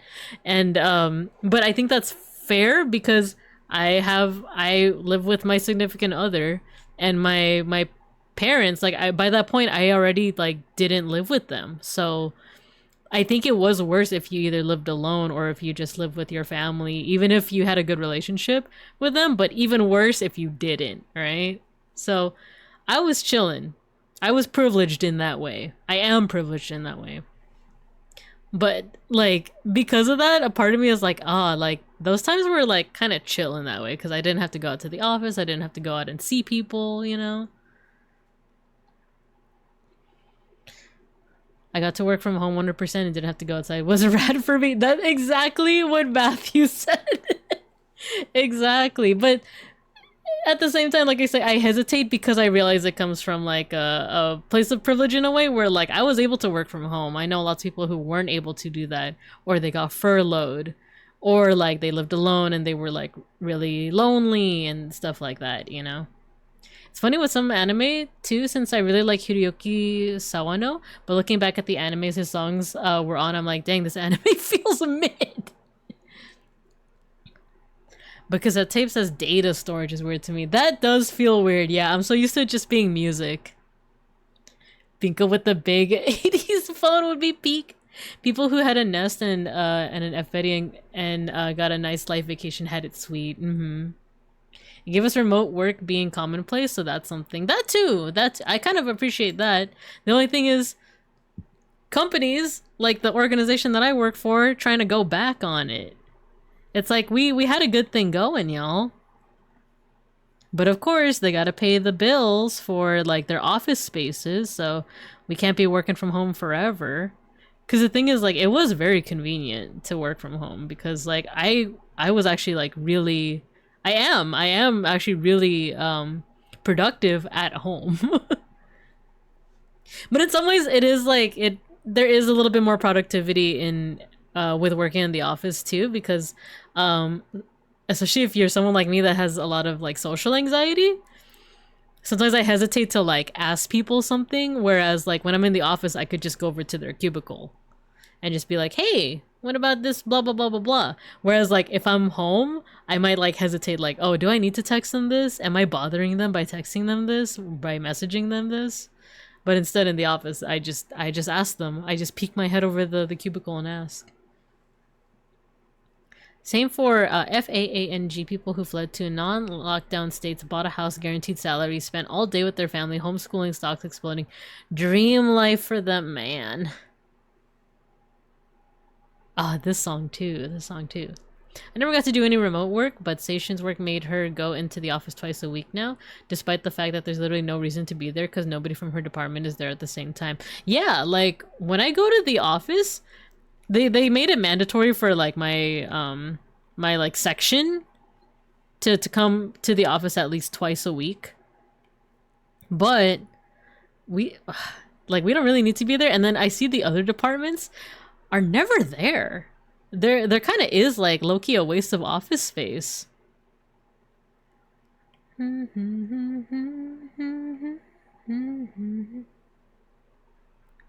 Okay, how am I feeling about this?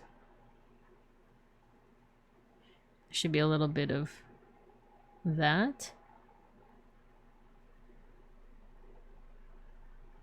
You know what? The fluff should go a little bit more down. Like down here.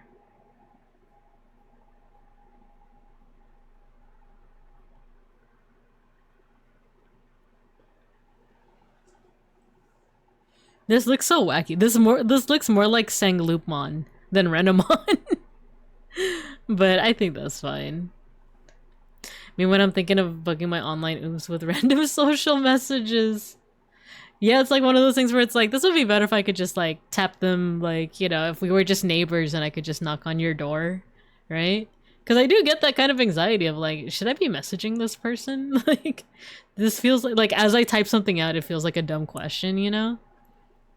That's actually been happening to me with like certain like projects that I work on, where like, oh, maybe I should ask them for like clarification on that. And then I type it out and then I'm like, this sounds dumb. Like, this sounds stupid. She's actually less productive on office days. It's weird, like sometimes I am and sometimes I'm not more productive on I know you're talking about station, but like, but for me, it's weird because sometimes I am and sometimes I'm not. Like sometimes you know what? It entirely depends on who is talking to me in the office. Because there are days where I can get so much done if no one talks to me. But at the same time, like there are some things where you do have to like talk to other people to like get past it, you know? But like then we get into like a whole conversation for like 2 hours and then it's like, oh, time to go home, and I'm like, oh, I've barely done anything. And don't get me wrong, the conversations are usually like good, but it's just like I was hoping to get more done. Let's see if I can make this bigger. Actually, I kind of like it bigger. It looks like Renamon's wearing handcuffs. When I was singing to myself earlier, I could hit all the high notes, and now I can't. Wait, what the hoo-ha is that?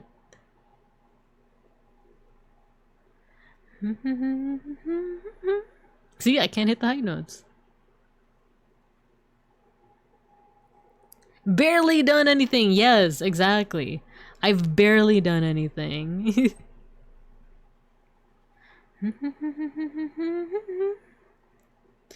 Would it help to make the ears bigger? Renamon are nearly the size of the rest of her head.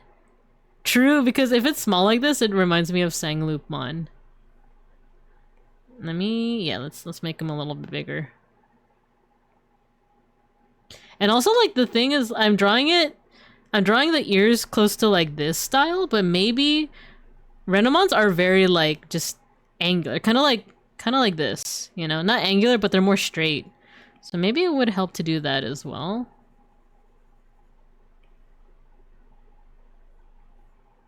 You know, something like that.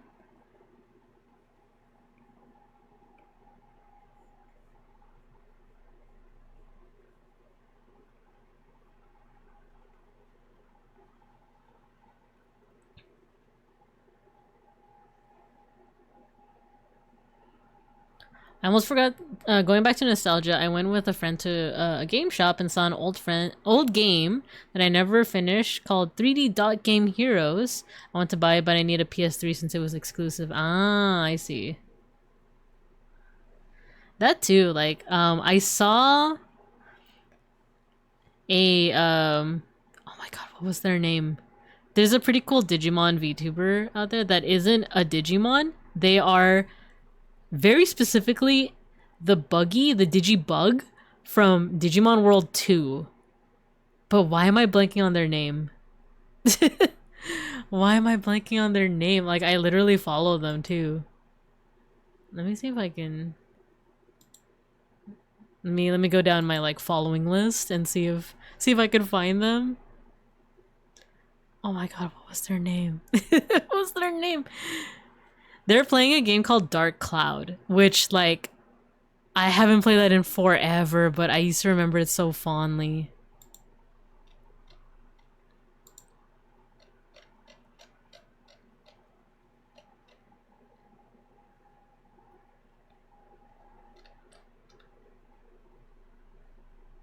No, I don't think I can find them. I even follow them on Twitter. Why am I forgetting their name? I want to shout them out. That's the thing. Is it Digi? You know what? Let me look up Dark Cloud. Maybe their name will pop up.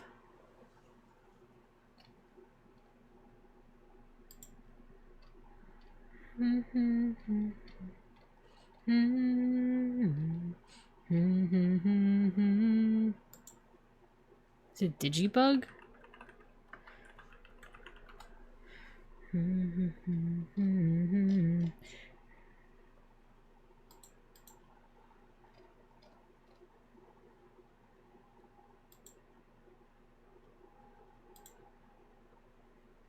Dang, I can't find them. I feel bad because I like their stuff. But they were playing a game called Dark Cloud, and I actually used to play that game when I was like want to say like high school, middle school, and it was because my dad thought that the cover on the cover of Dark Cloud, I'll just show it to you guys.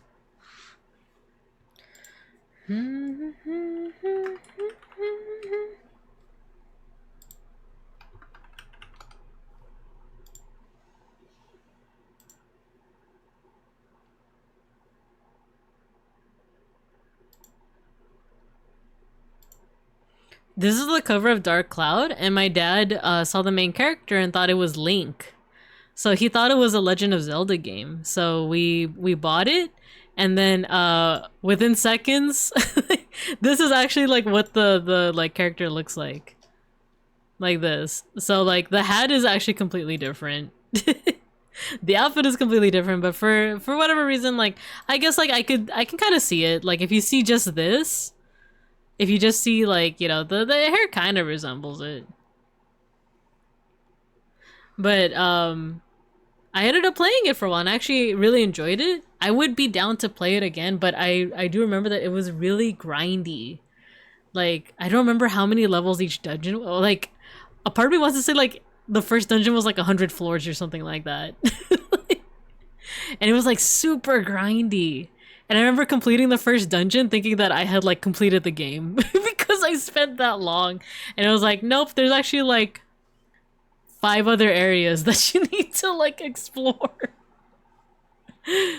So but I did kind of enjoy it because like when you go through the dungeons, I think the game starts off with like your village is like destroyed or something like that, but you can rebuild it, and you can rebuild it essentially how you want. But the villagers will say stuff like, oh, you know, I used to live next to the windmill, but I prefer actually living next to the river, and you like fulfill like where they want to live and stuff. So I remember that was pretty cool.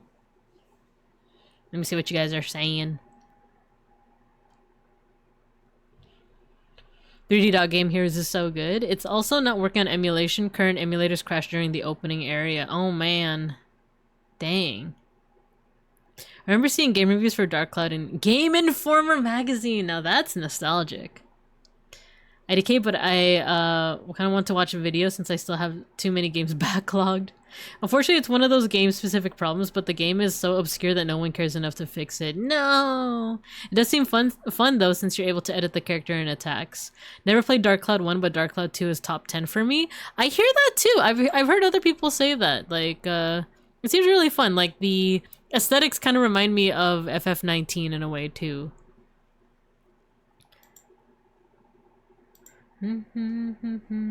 Nice. Now that I like cut back to this, I actually kind of dig how it looks so far. Love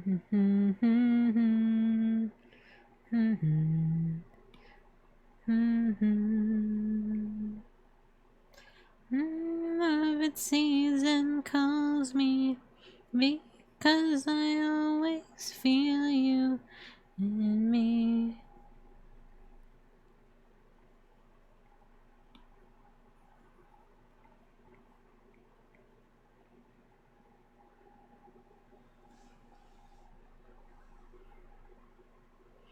Okay, let me take out all these scribbles. Cut. I'm also gonna delete this since we're not doing Yokomon.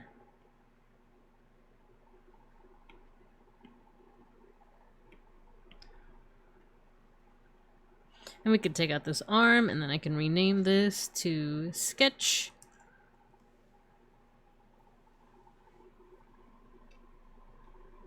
Maybe not your thing, but the Gamer Nexus documentary about GPUs illegally getting exported to China is back on YouTube now.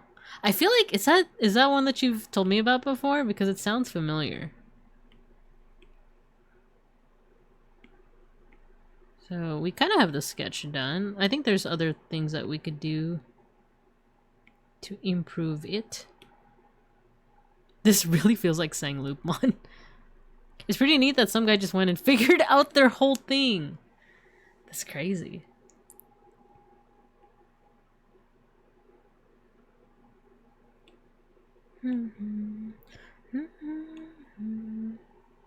Actually, now the torso is a little bit too big.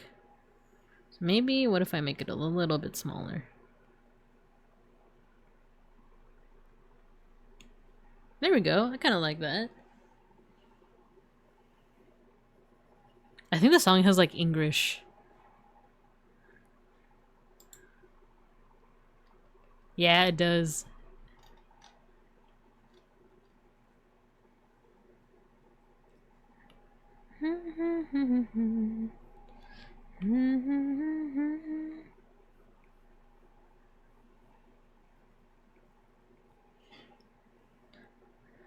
I don't wanna cry no more.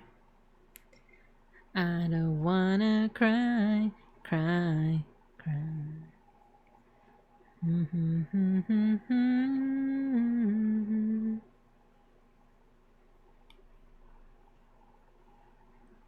Okay, I think we got something here.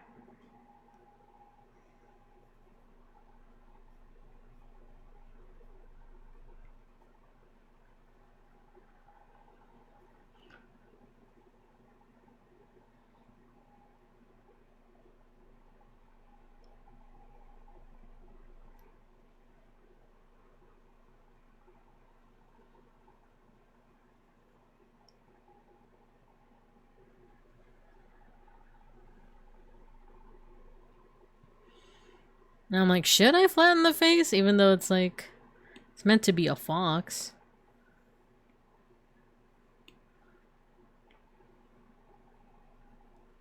Just a teensy bit.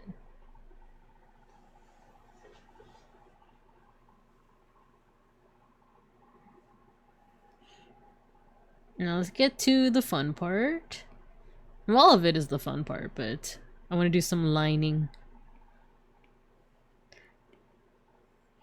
I just forgot, like, I don't remember what brushes I use. Maybe dry ink.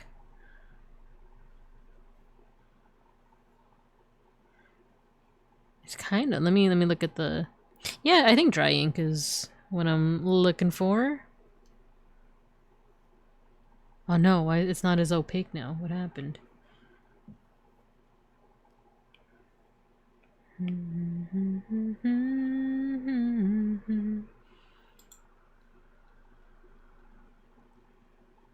I'm gonna skip ahead to this one.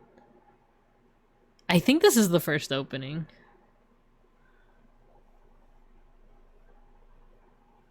It's by Overworld.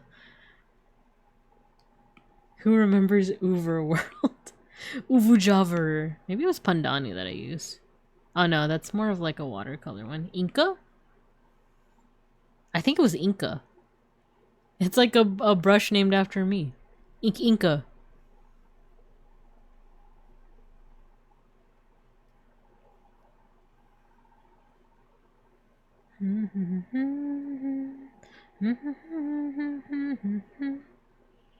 I do like lining, actually. Even though, like, sometimes I feel like, oh, I like painterly style. I'm in a constant battle of like, I like what is it? Cell shading style. I like line style. I like this style. But doing line art, I actually like it a lot.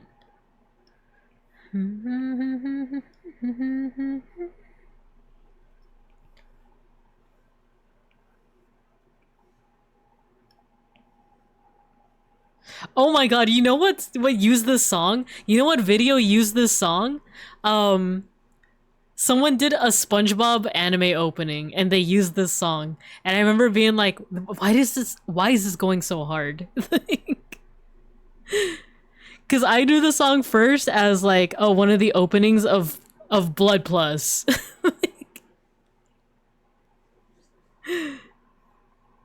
Okay, I'm gonna show you guys after I do a couple more pieces of like line art. I was gonna say a couple more lines, but that could be misconstrued.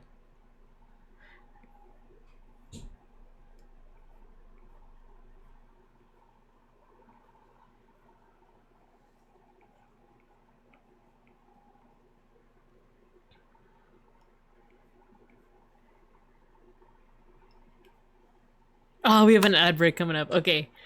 When we come back from the ad break, I'm gonna show you guys. I'm gonna show you guys the opening, and I'm gonna show you freaking SpongeBob anime opening with the same exact song. It's crazy.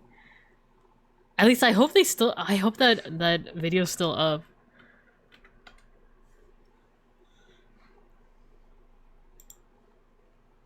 Wow.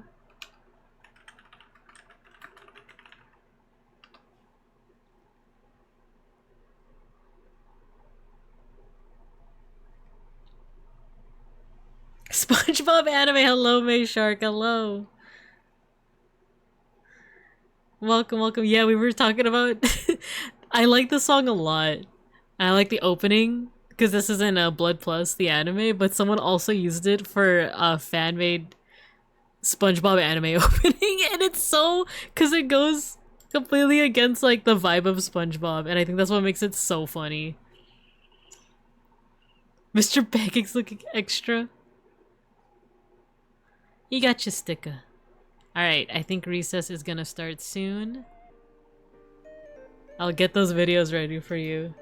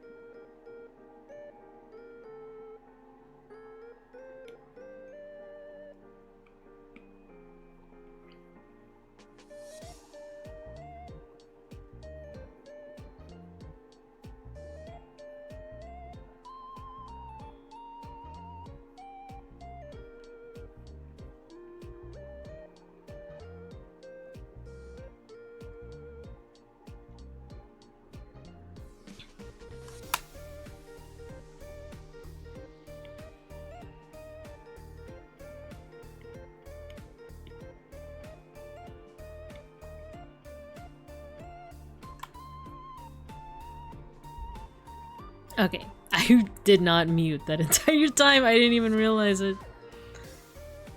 We're back. Let me let me show you the opening I was talking about. I also changed the arm during the break because something was bugging me about the arms just in front doing Thriller, you know?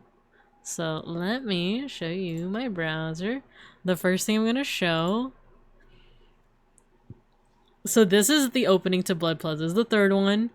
And I just want to show you that before I show you SpongeBob the Anime Opening 1, Colors of the Heart. Okay. I'm gonna try my best to be quiet because I don't know if in the VOD I'm probably gonna have to cut this part out because of copyright strike, but F it.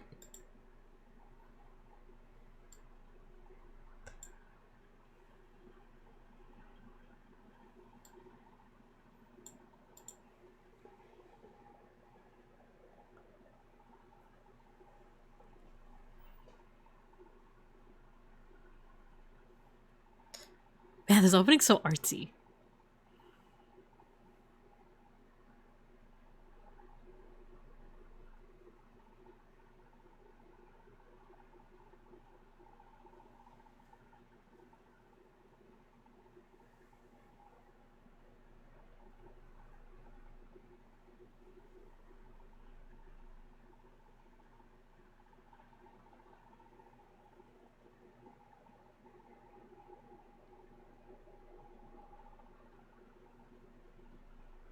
It's so artsy.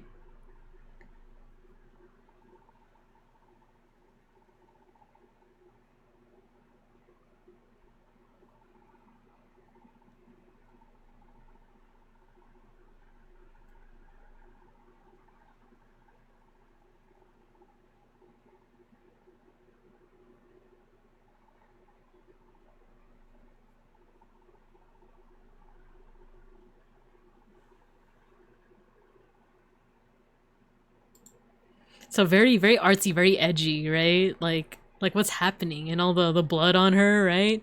Very artsy and stuff. So now you have that song in your head? You got it in your head? Here we go. Oh, they pitched it up, but it's... Just listen. Just listen. Oh my god, the quality, bro. Oh my god. Are you feeling it now, Mr. Oh my god, Sandy. Oh my god.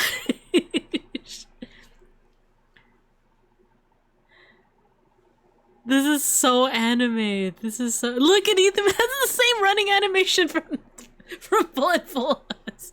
Oh my gosh. I said I was gonna be quiet, but how can you be quiet when you're seeing this?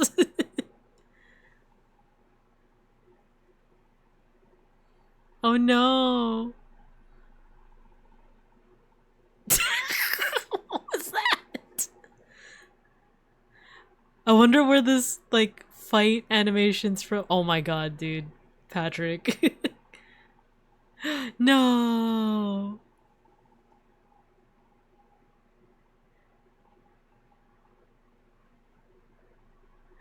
Dude. Chochos. HETQW5, hello. We were just comparing notes. We were just comparing anime openings. You know, you got your Blood Plus, you got your SpongeBob. Dude, that memory came at me like a truck. Because, like, as I was listening to the original song, I was like, oh, the last time I heard this was from the SpongeBob opening. It's okay, SpongeBob. Now Patrick will become 3 Patricks. Exactly. I think this person made more, like, openings. Are you down for a little art break and we just watch them? Because, like, I know I was laughing through the whole thing, but the animation is actually, like, goated. It's actually, like, really good. Ending? I wonder if I forgot what songs they use for the openings. Shrek anime? What? SpongeBob anime? Here we go. What song do they... Take your bets. What song do they use here?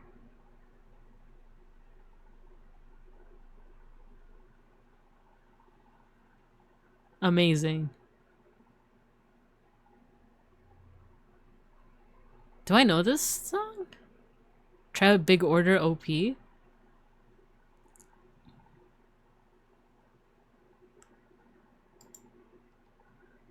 he save his Nakama? Patrick! He's dead.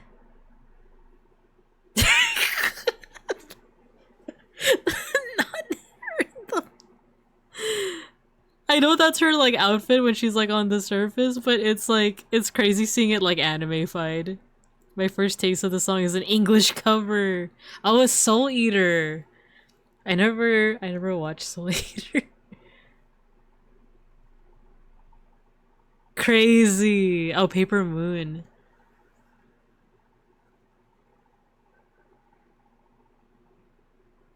This is insane. Because also the animation is just like amazing, but it's full of all these anime tropes of like, you gotta, oh my gosh! The anime tropes, right? Of like the edginess of it all. You have to fight your best friend. You have to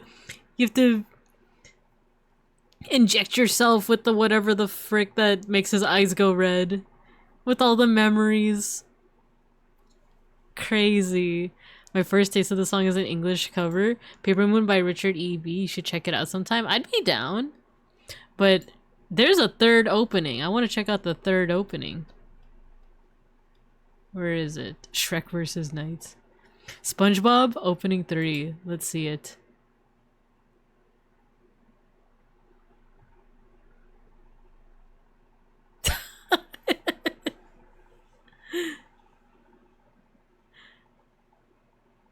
Wow, Gary.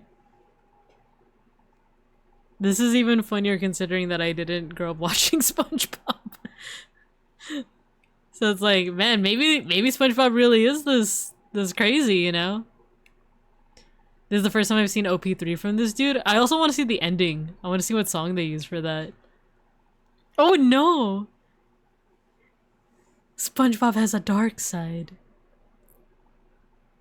Hello? Does that happen in the actual show? Guys, report in?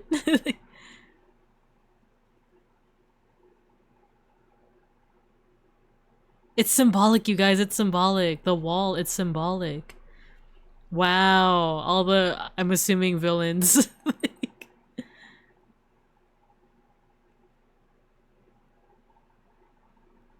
I know that's a character, but it's lost on me. It's not the Hinoi Minoi guy, right? It's lost on me because I didn't grow up watching it. This is incredible. This animation's crazy, dude. The shine effects. There's okay, this animator's so good at just using like the like not only anime tropes, but showing it in an OP. You know how like sometimes OPs like will like spoil or they'll like tease at future events in interesting ways. This guy's really good at like using that.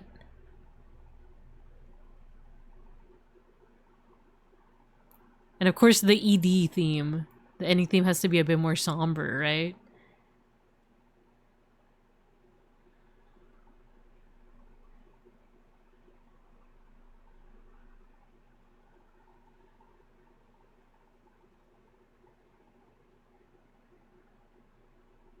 This could also work as an opening.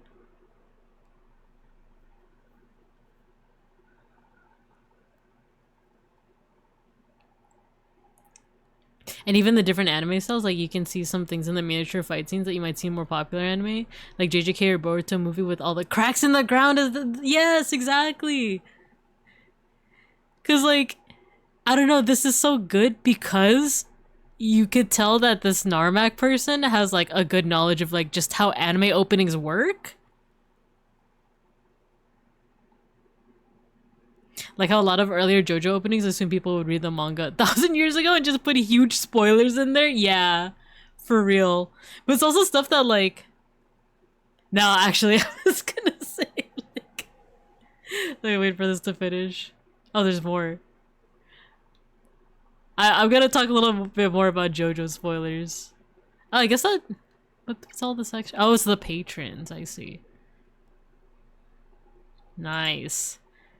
Okay, with the JoJo openings, I was gonna say, like, yeah, they do, like, regularly put spoilers in the openings, but it's usually stuff that's more like, if you know, you know. Except... spoilers for part 2 of JoJo, by the way. If you haven't watched it, it's one of my favorites, so you definitely should. But if you haven't watched it and you don't want to get spoiled, come back. Click off, mute me, whatever you have to do within, like... And come back in, like, 5 minutes from now or so. But, spoiler in 3, 2, 1.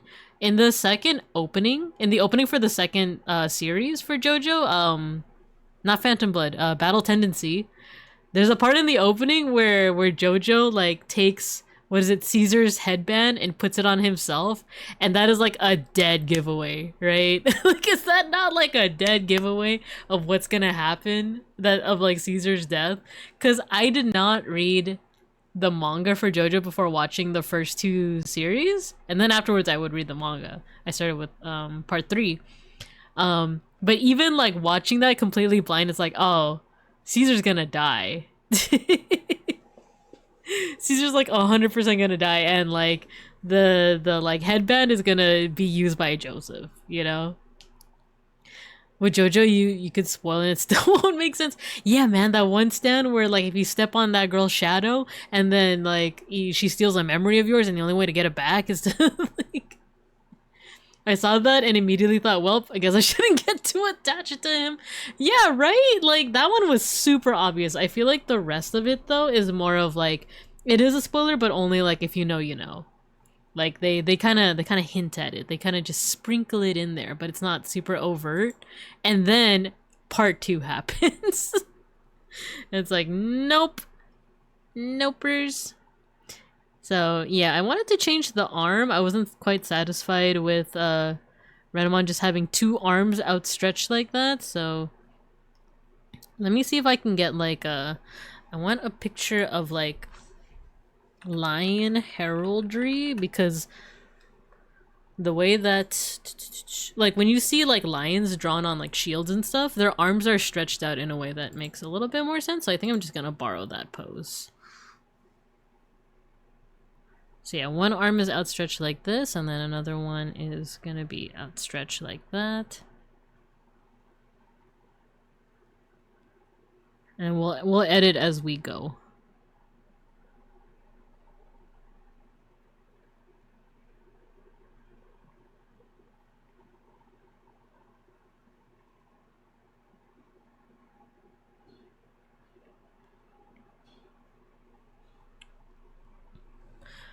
Oh, and then let me start the music again.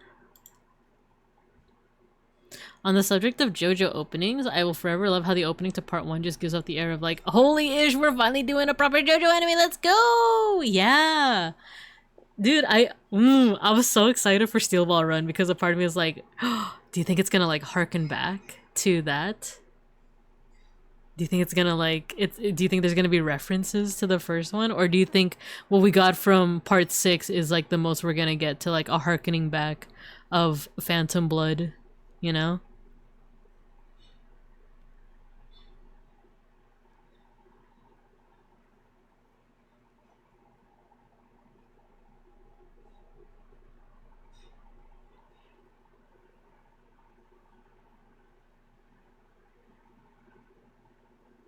Oh, it still looks off. I think it's because the chest isn't there.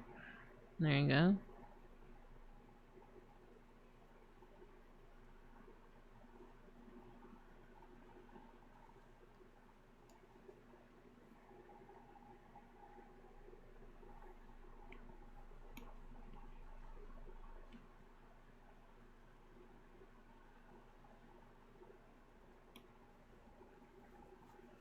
I don't like that either.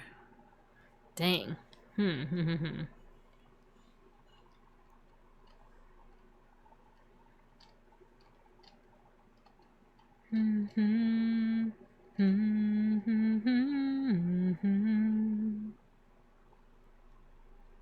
Renamon without chest is like an angel without wings, right? I'm not liking how that other arm is looking, so I might... Also, welcome back. How are groceries, Devin? Or you don't have to answer that if you don't want to, but... We were... Actually, wait, that might look good if we just add the chest here.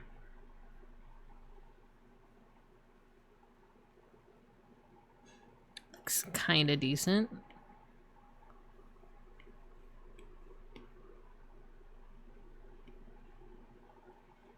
Actually, that's fine. I think that's fine. We just have to keep on adding.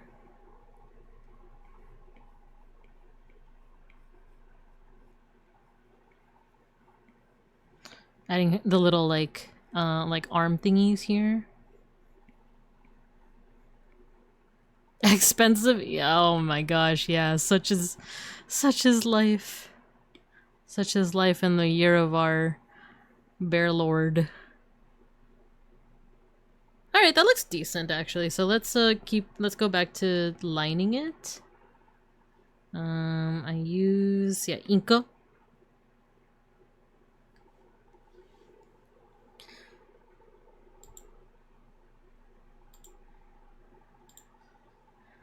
I actually don't remember if this was the ending or opening. Oh no, this was an ending, I think. What else do we have here? We're listening to the openings and endings for Blood Plus at the moment.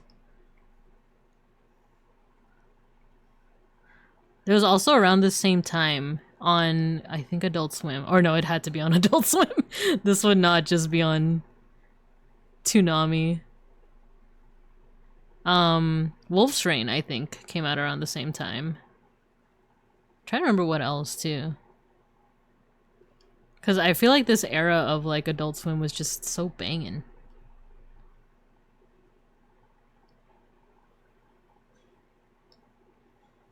This is the last opening. Ergo Proxy, oh my gosh.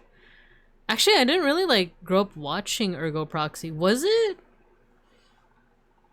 I'm trying to remember if it was on Adult Swim. Because I saw it more back in, like, the LiveJournal era. I saw people using, like, PFPs, but back in my day we used to call it icons. I forgot the plot. I can't wait for part 7 of that line from Gyro. Eat, fall off your horse. Yeah. There's so okay. If we're talking about favorite JoJo's parts, I actually really like part 2. But part 2 and part 7 are pretty up there. You know what? I would say part 7 is top. Dia, hello! Dia Norik, hello. I want to say part 7, then part 2. And then I initially didn't like part 5 that much when I read the manga, but I think it's because I read like a weird translation of the manga. It was back when like the translations weren't like super standardized yet. Like it was just kind of like people who were translating not like Japanese to English, but I think it was like Japanese to Italian and Italian to English, and then we ended up with like strange translations. Not quite Duang, but yes, yes, like not quite Duang, but like there were. I remember like both me and Beans read through the part 5 manga, and we were just very confused. And then when we watched the anime with like good subtitles and everything, it was like, oh, that's what they were saying. And we were like, I actually like the plot to this a lot. And like I won't say that I understand the plot of how Diavolo's stand works, but how King Crimson works, it just does. But it was a romp, you know. Let's see. I also forgot what Wolf's Rain is about, aside from there's mostly rain. No wolves though, oddly enough. Wolf's Rain I kind of remember because that was another anime that made me cry as a kid, especially the finale.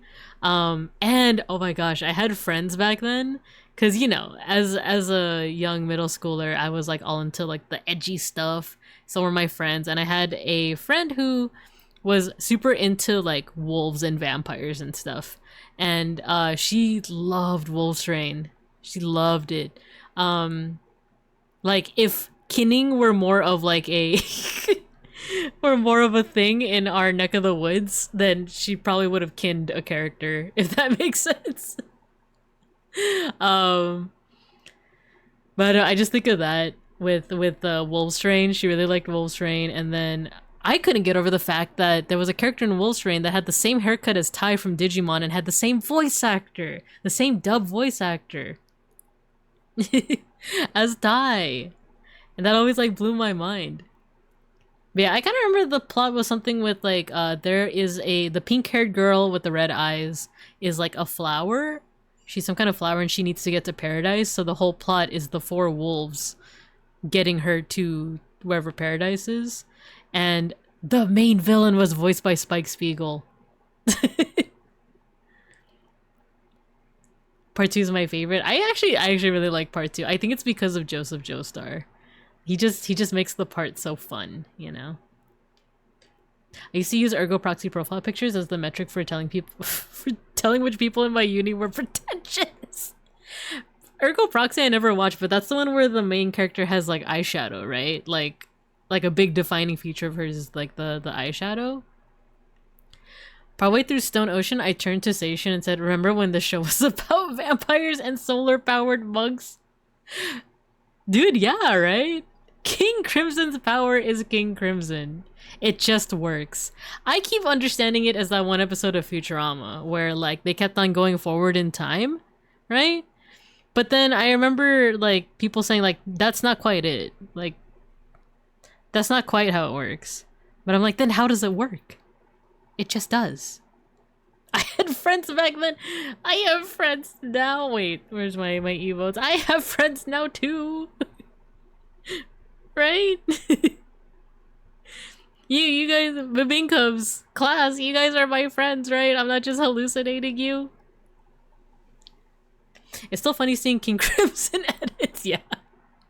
Oh, thank you for the pet folk. Does she also like Hellsing? Yeah, I'm pretty sure she did, yeah. The only thing with Hellsing is that it wasn't as much of like the romanticized like vampires as you would see in like what's it called? Interview? The Anne Rice Interview with the Vampire, yeah. The Anne Rice ones, and then like I guess later on with Twilight, but as someone who likes vampire media, I don't like Twilight. But like I feel like Hellsing was a little less romanticized. Like there's still like really cool like things about Hellsing, right? Like if you have no trouble with blood and guts and you like kind of the edgier part of like that kind of media, then Hellsing was the one for you, right? Especially like the older series too. But if I think my friend liked the more romanticized things, like Interview with the Vampire, even though like I don't know, I'm not super. I remember watching the movie as a kid, but like even though that was kind of more romanticized, they're still isn't there the whole like I'm a monster, like, you know, the usual thing that you see in that kind of media. The MC in Ergo Proxy looks like Amy Lee from the album cover of Bring Me to Life. Evanescence, my love. Why is my streamer parasocial? No, I'm not parasocial. You guys are my class. I'm your teacher. You are my students. Sell those medieval VTuber tears. I love Hellsing. Me too, HDTQW5.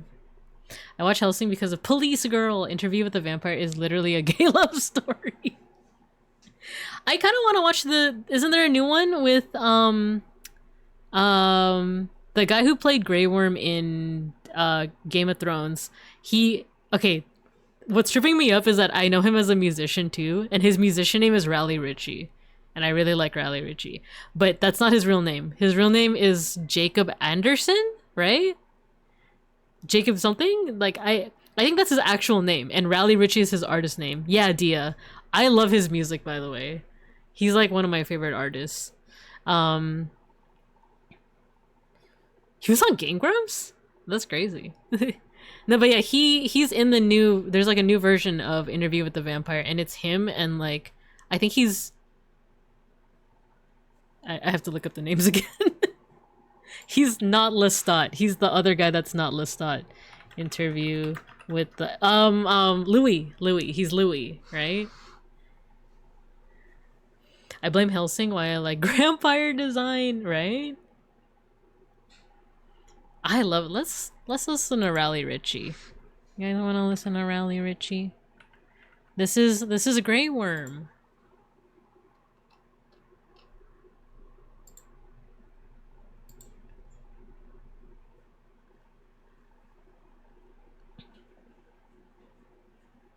I thought you said Bluey and went into fight mode. Yeah, man, Rally Richie played Bluey and Bluey. Which I heard was actually a really good kids, like, educational series.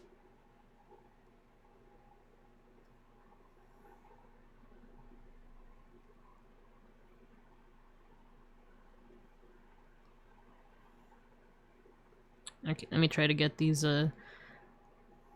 lines.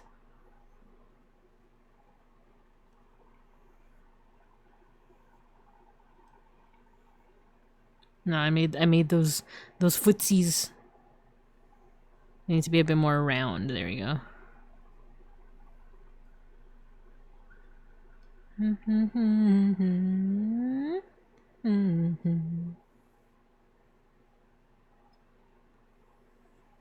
Oh, this is gonna be hard. It basically has to be like one continuous line all the way up here. Good enough. That's good enough.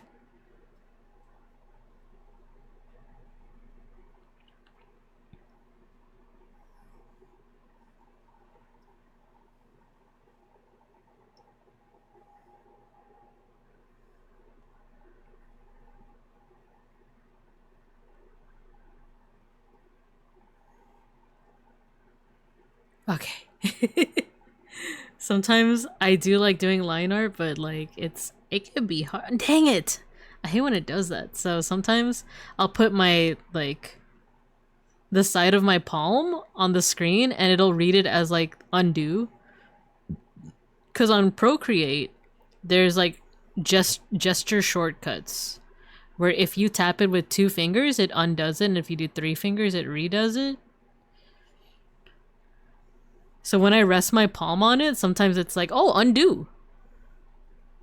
And you could redo it by pressing 3 fingers, but sometimes if you do the stroke right afterwards, you can't undo it anymore. So it's kind of whack in that way.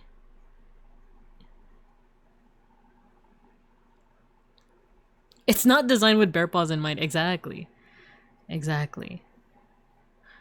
Never been a go-getter.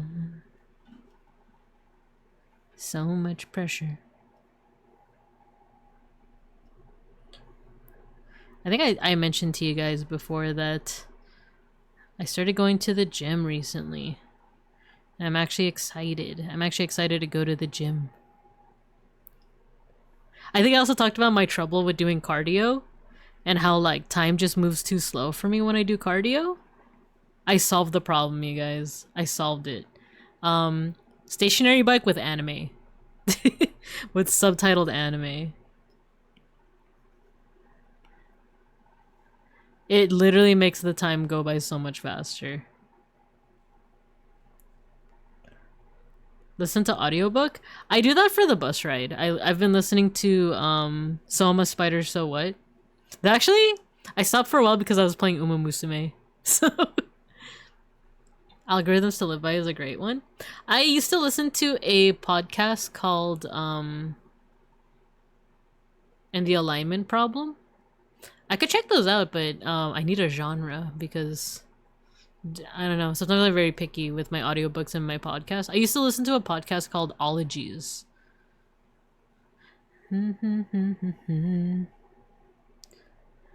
I just want time in a tree. This is actually one of my favorite songs, and sometimes I'll watch the music video and I'll cry. I'm gonna head to sleep, but have a fun stream, Binka and chat. Thank you, Fugubi. Thank you for dropping by. I always appreciate you. Thanks for dropping by. Let's put the sketch away. There we go. We have our lines. Be a real girl. Let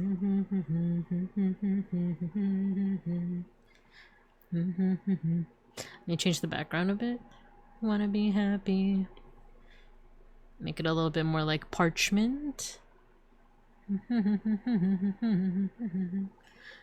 Sonic and nobody telling me I should be more than I am.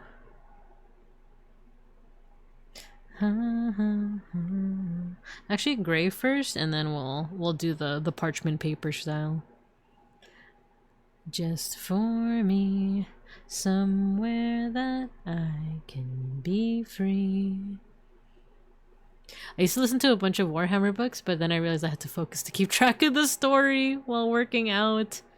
Yeah, sometimes I do space out when I'm watching anime, but that's why I started opting more for subtitled anime. Because if it's dubbed anime, I find myself like I can usually multitask when I'm watching dubbed anime. So I need it to be something I need to like actually focus on, and subbed anime is that for me because I have to focus on the subtitles.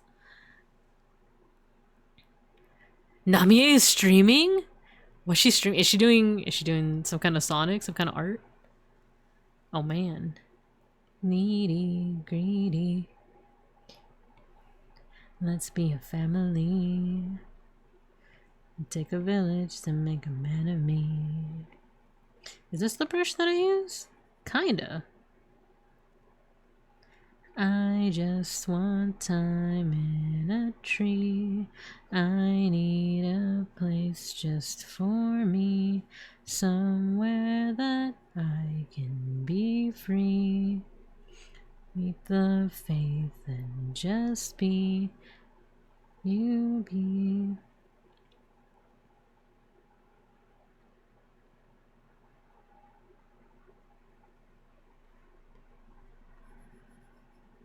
She got a lot of viewers. Cool, cool, cool.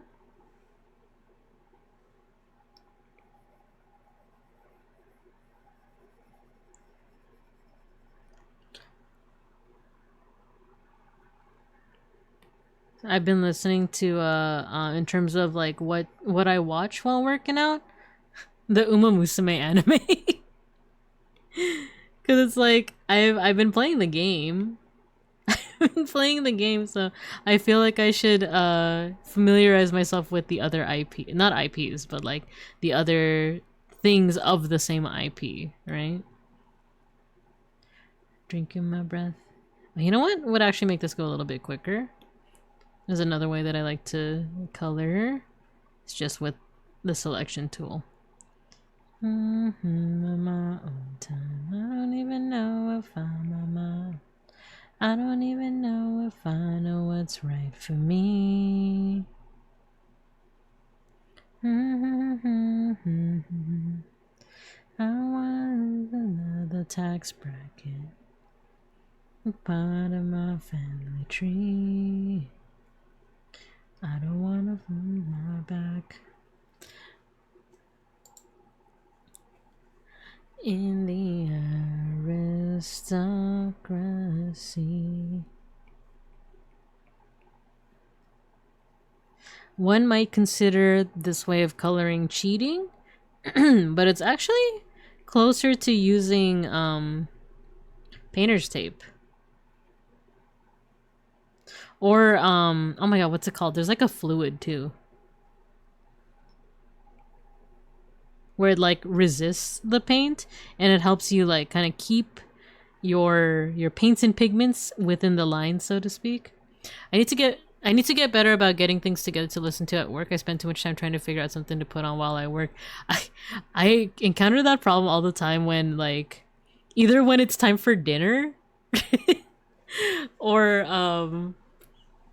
whatchamacallit, when I'm folding laundry. Because today, Beans did the laundry, so I was folding it, and then I spent like, I want to say like a good 15 minutes just trying to find something. Not 15, I'm exaggerating, but like a couple of minutes just like looking for something to listen to while I did the laundry. I definitely feel that. And then when it comes to eating, like eating dinner, I do the, I do the kingly thing where I need entertainment while I feast. And me and Beans have been watching Survivor. We like seesaw in between watching Survivor and watching MasterChef. Thankfully, sumo season's on at the moment, so I can just listen to that for the next 2 weeks. Twith! So yeah, I've been listening during Din Din, we just watched Survivor, which feels a little sadistic because you're watching these people like starving, and like they're willing to give up immunity for like a PB&J sandwich. I don't even know if I'm on my own time. I don't even know if I know what's right for me.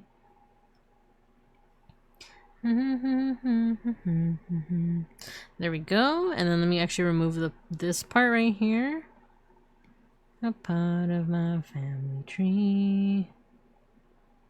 I don't want to turn my back. I don't want a part of that. There we go. All right. Here's what I'm gonna do. We're still gonna use the brush tool because we could just fill this like this, but we're actually not gonna do that because there's parts where I want to like have a little bit of a fade out to it. So I'm gonna fill in like here, this part here. So these parts where like there isn't like a full outline, I want to do something like this. Keep it kind of like smooth. Or have like a bit of like a taper of fade out. Why I am like this.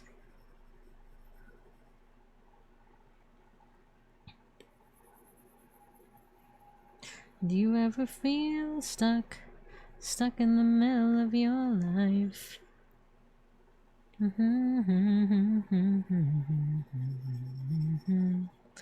Tonight, so what? Maybe I'm stuck. Oh, and the tail too.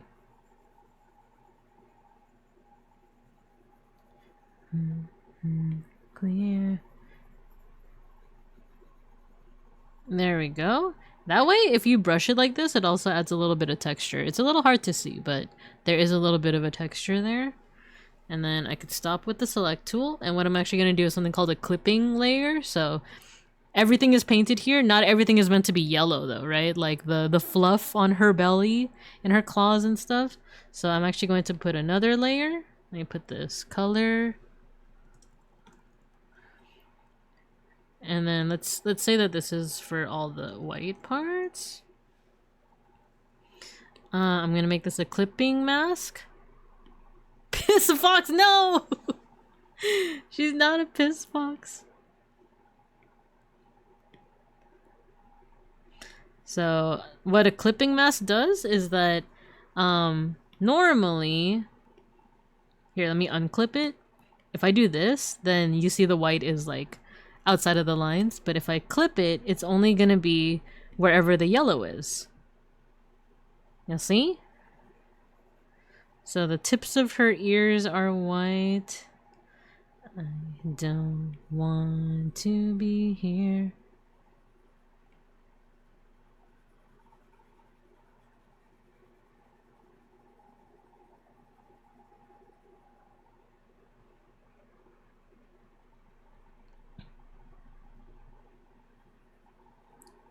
Color this part too.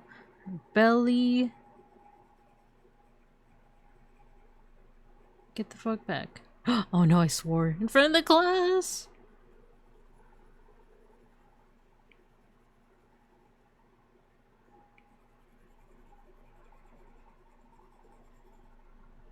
And then the tail. Yeah, just the little edge of the tail.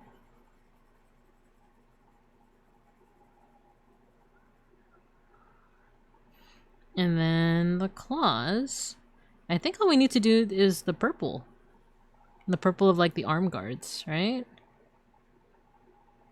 Oh, and like the tongue, the eyes, that kind of stuff too.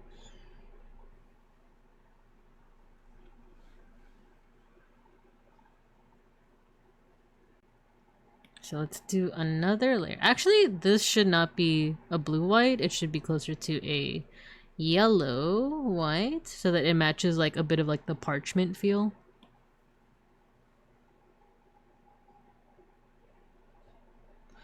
And then let's also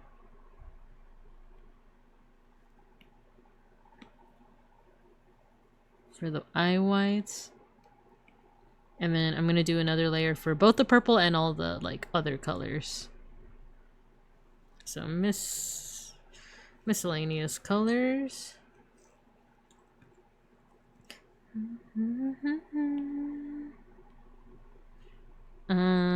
What color is that? That's like a blurple.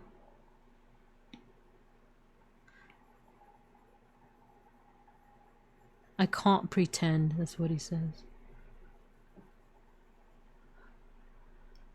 Didn't want to worry you. I just didn't want to worry.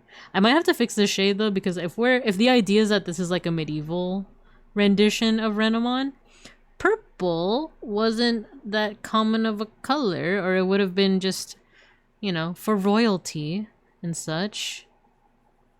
So maybe we'll change it to a color that looks a little bit more like it'd be accessible. Medieval times. They had purple, but like they wouldn't be using it so liberally. And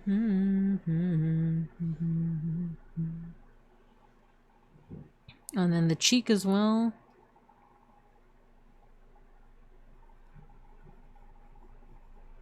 So let's play around with the color a little bit. So maybe a little less vibrant. Didn't want to worry. Didn't want to worry you. Oh, actually something, if it's something warmer like this, that feels a little, I kind of like how that feels. Because the white of the fur is also a little bit warmer.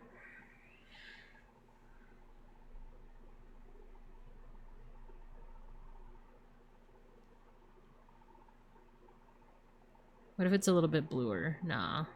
It should be like more of a red, kind of like that. Kind of like that. And then let's just do the tongue. Do any last details we need to do, and then I think we're good. I just didn't want to worry. Didn't want to worry you. I just didn't want to worry. You know what? I think the marking on the legs, I'm gonna make that a purple color as well. Didn't want to worry. Didn't want to worry you.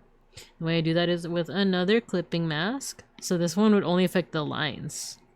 You see that?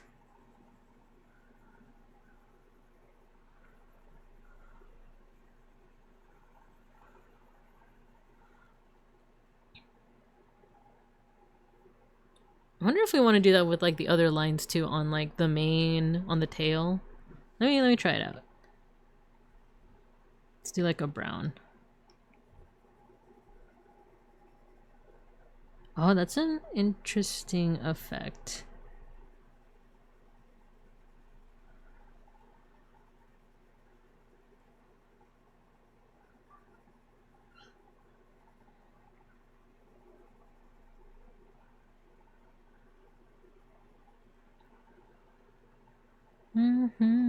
Satan, I've had it up to here.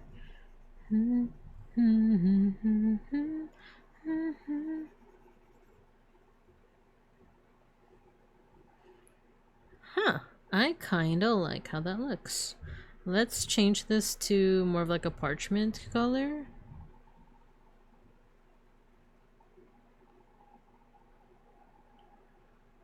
Twisty, hello, hello, hello. We are making a medieval style Digimon. Medieval style Renamon. You got your sticker.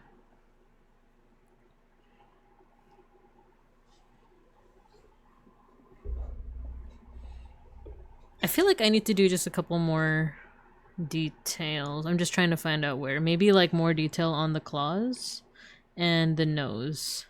And then I think we're pretty much done.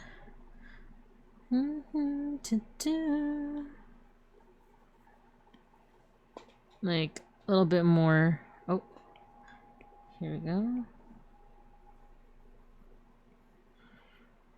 Like we were talking about earlier, I need to work on like exaggerating features more.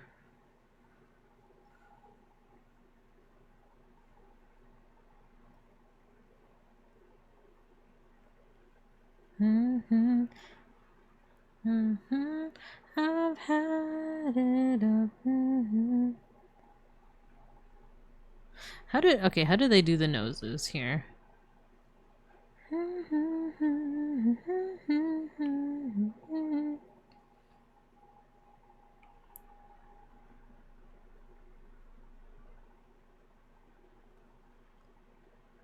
Something like that.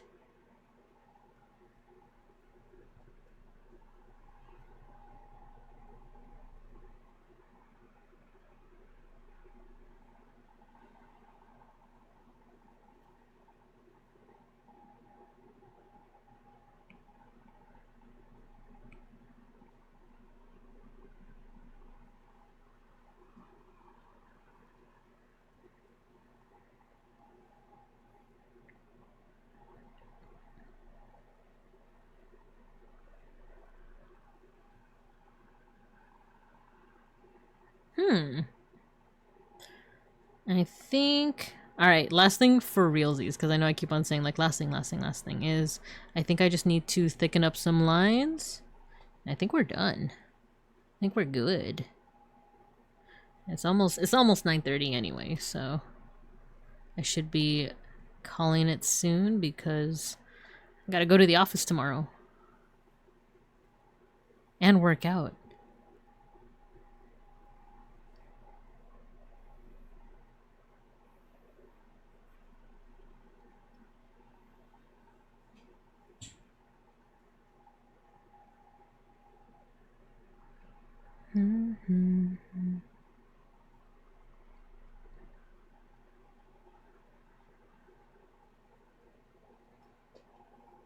Oops.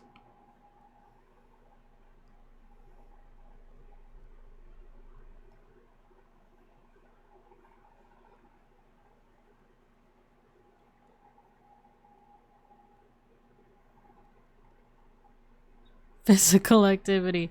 It's for the greater good. It's for the greater good. I'll still be friend-shaped, don't worry, but I just need to be healthier.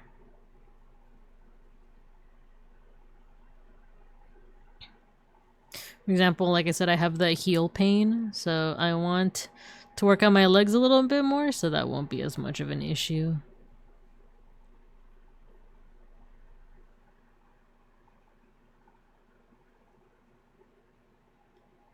Alright, let me take out line color. Line color.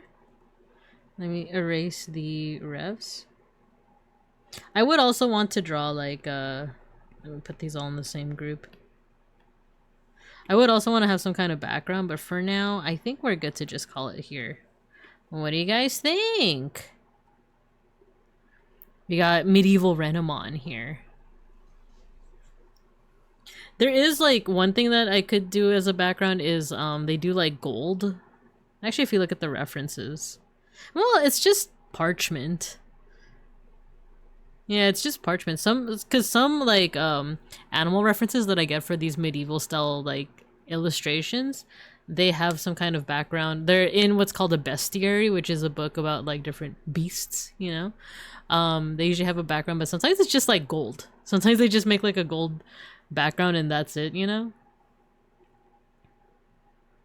But if we really want to add some kind of background, I could try my hand at this.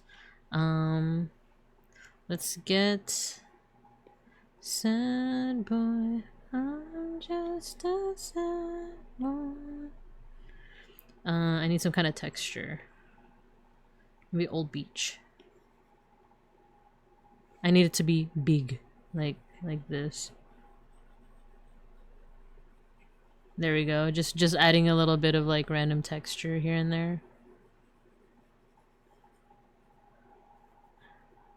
Boy, sad boy. Let me fix the color because it looks kind of poopy. And maybe down the saturation. There we go.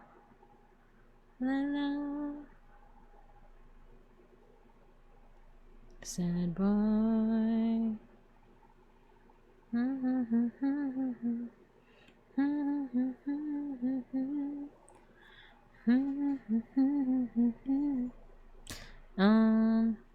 What if I actually play around with the settings? Oh, you know what? Put this on top. Armorly, hello. Actually, at the tail end here, we made a medieval Digimon, medieval Renamon. Let's actually play around with these settings a little bit more. See, lighten. Ooh. Sad boy. Cry all the time.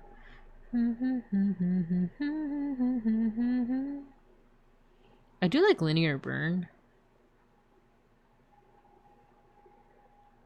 Oh, cry, but I cry all the time. Be lying, what more can I say?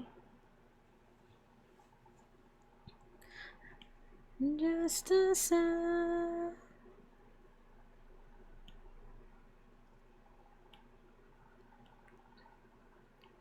Texture. Okie doke. Because we're on Procreate, there's one last thing I could do, and it's this. We could look over the video of the whole time lapse. So in the beginning, you're gonna see that I put a different set of reference pictures because, like I said, I was thinking of doing Akilamon first before settling on Renamon.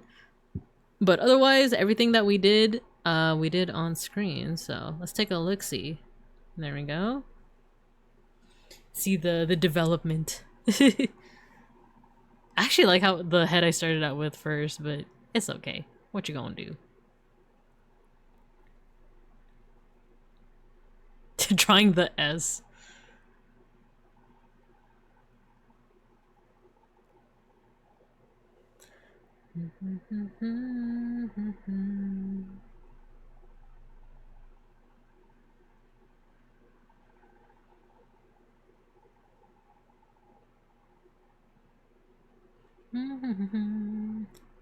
That we're still friends. There must be a line where I begin and you end. Again, then I was like undecided on the arms. Yeah, like when both of the arms are down like that, it looks like a dog that's like begging for a treat, you know? Treat? That's why I wanted to like change up the arms.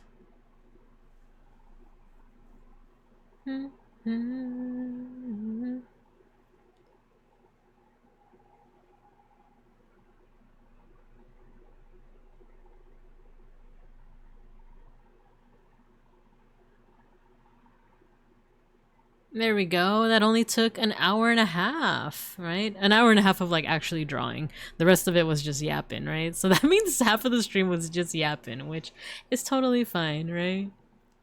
But all right, let's go ahead and call it. Let's do our end of stream tradition, our mosh pit. Let me just find a good song for us to mosh to.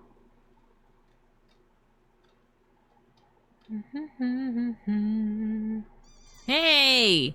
Open up the pit!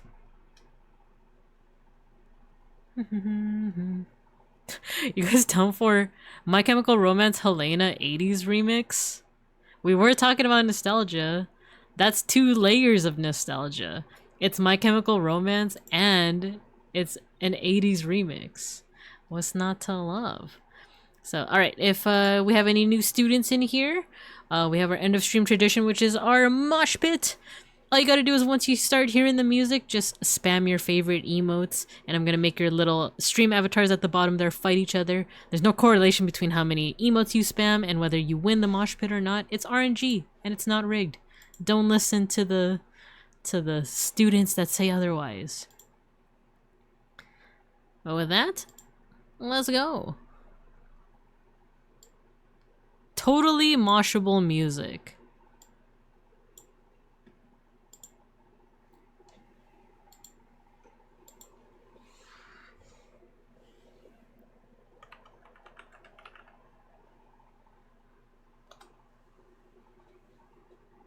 Moshing me softly.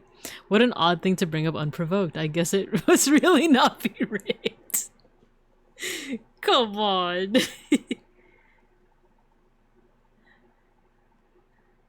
This is so funny, like this remix.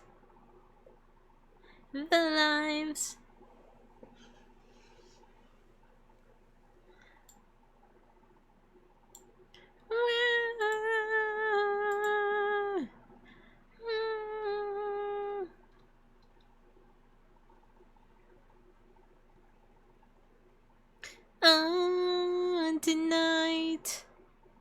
Wow.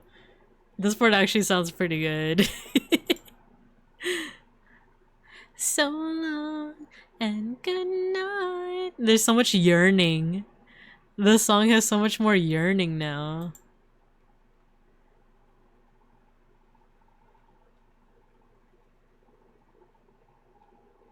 My time, and every star fall, brought you to tears again. See, Twisty won the mosh pit. It's not rigged. I think we have enough time for round 2 while I look for someone to raid into.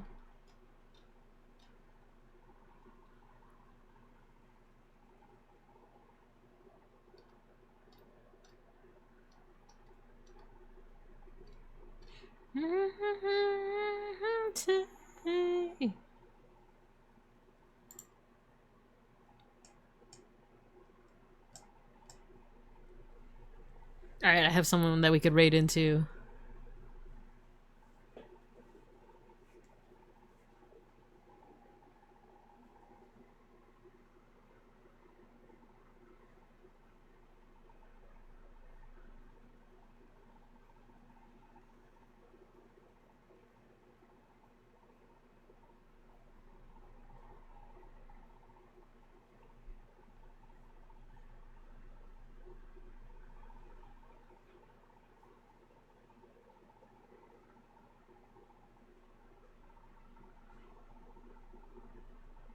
Wow, the sax.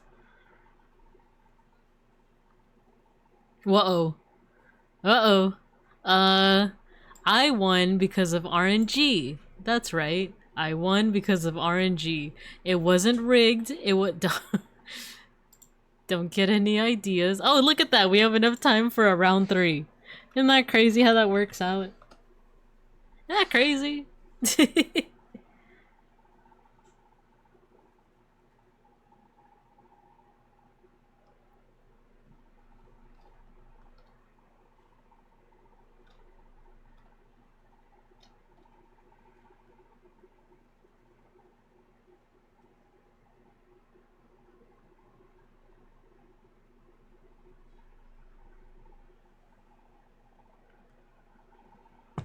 Oopsie.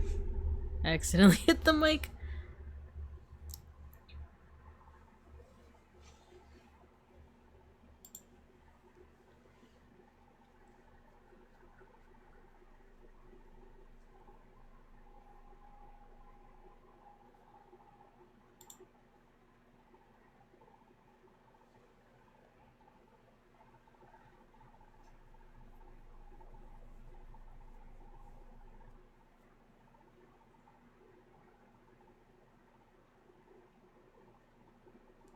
Let's go. Round 3 winners, HDTQW5.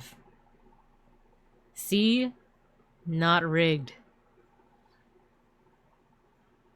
It's a little jarring with his voice in that music, but I love it. Yeah, because I can't unhear the original version, right? I'm listening to more and enjoying it more as it goes. Right? Like, I feel like when it gets to, like, the chorus, I like it more. But yeah, initially I was like, this is just... like, this is just the original song, but different. I like it, though. I like it. There were a couple of other, like, 80s remixes that I feel like I like more. Like, there's a version with, oh, what's that one Ariana Grande song? I forget, but no, not the ad break. The style of background music, I think it's more like a Rod Stewart or Michael Bolton type of voice. Yeah, right? Same. But with that, let's go ahead and call it.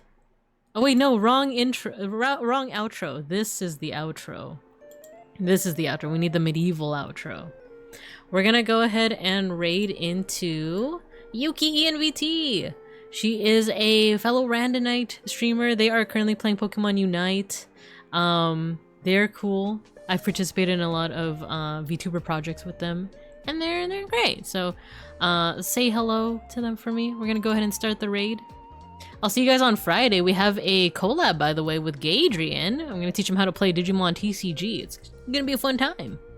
But yeah, otherwise, I hope you guys have a good morning, afternoon, or evening. And as always, I'll see you guys when I see you guys. Bye-bye. We raid. Bye bye!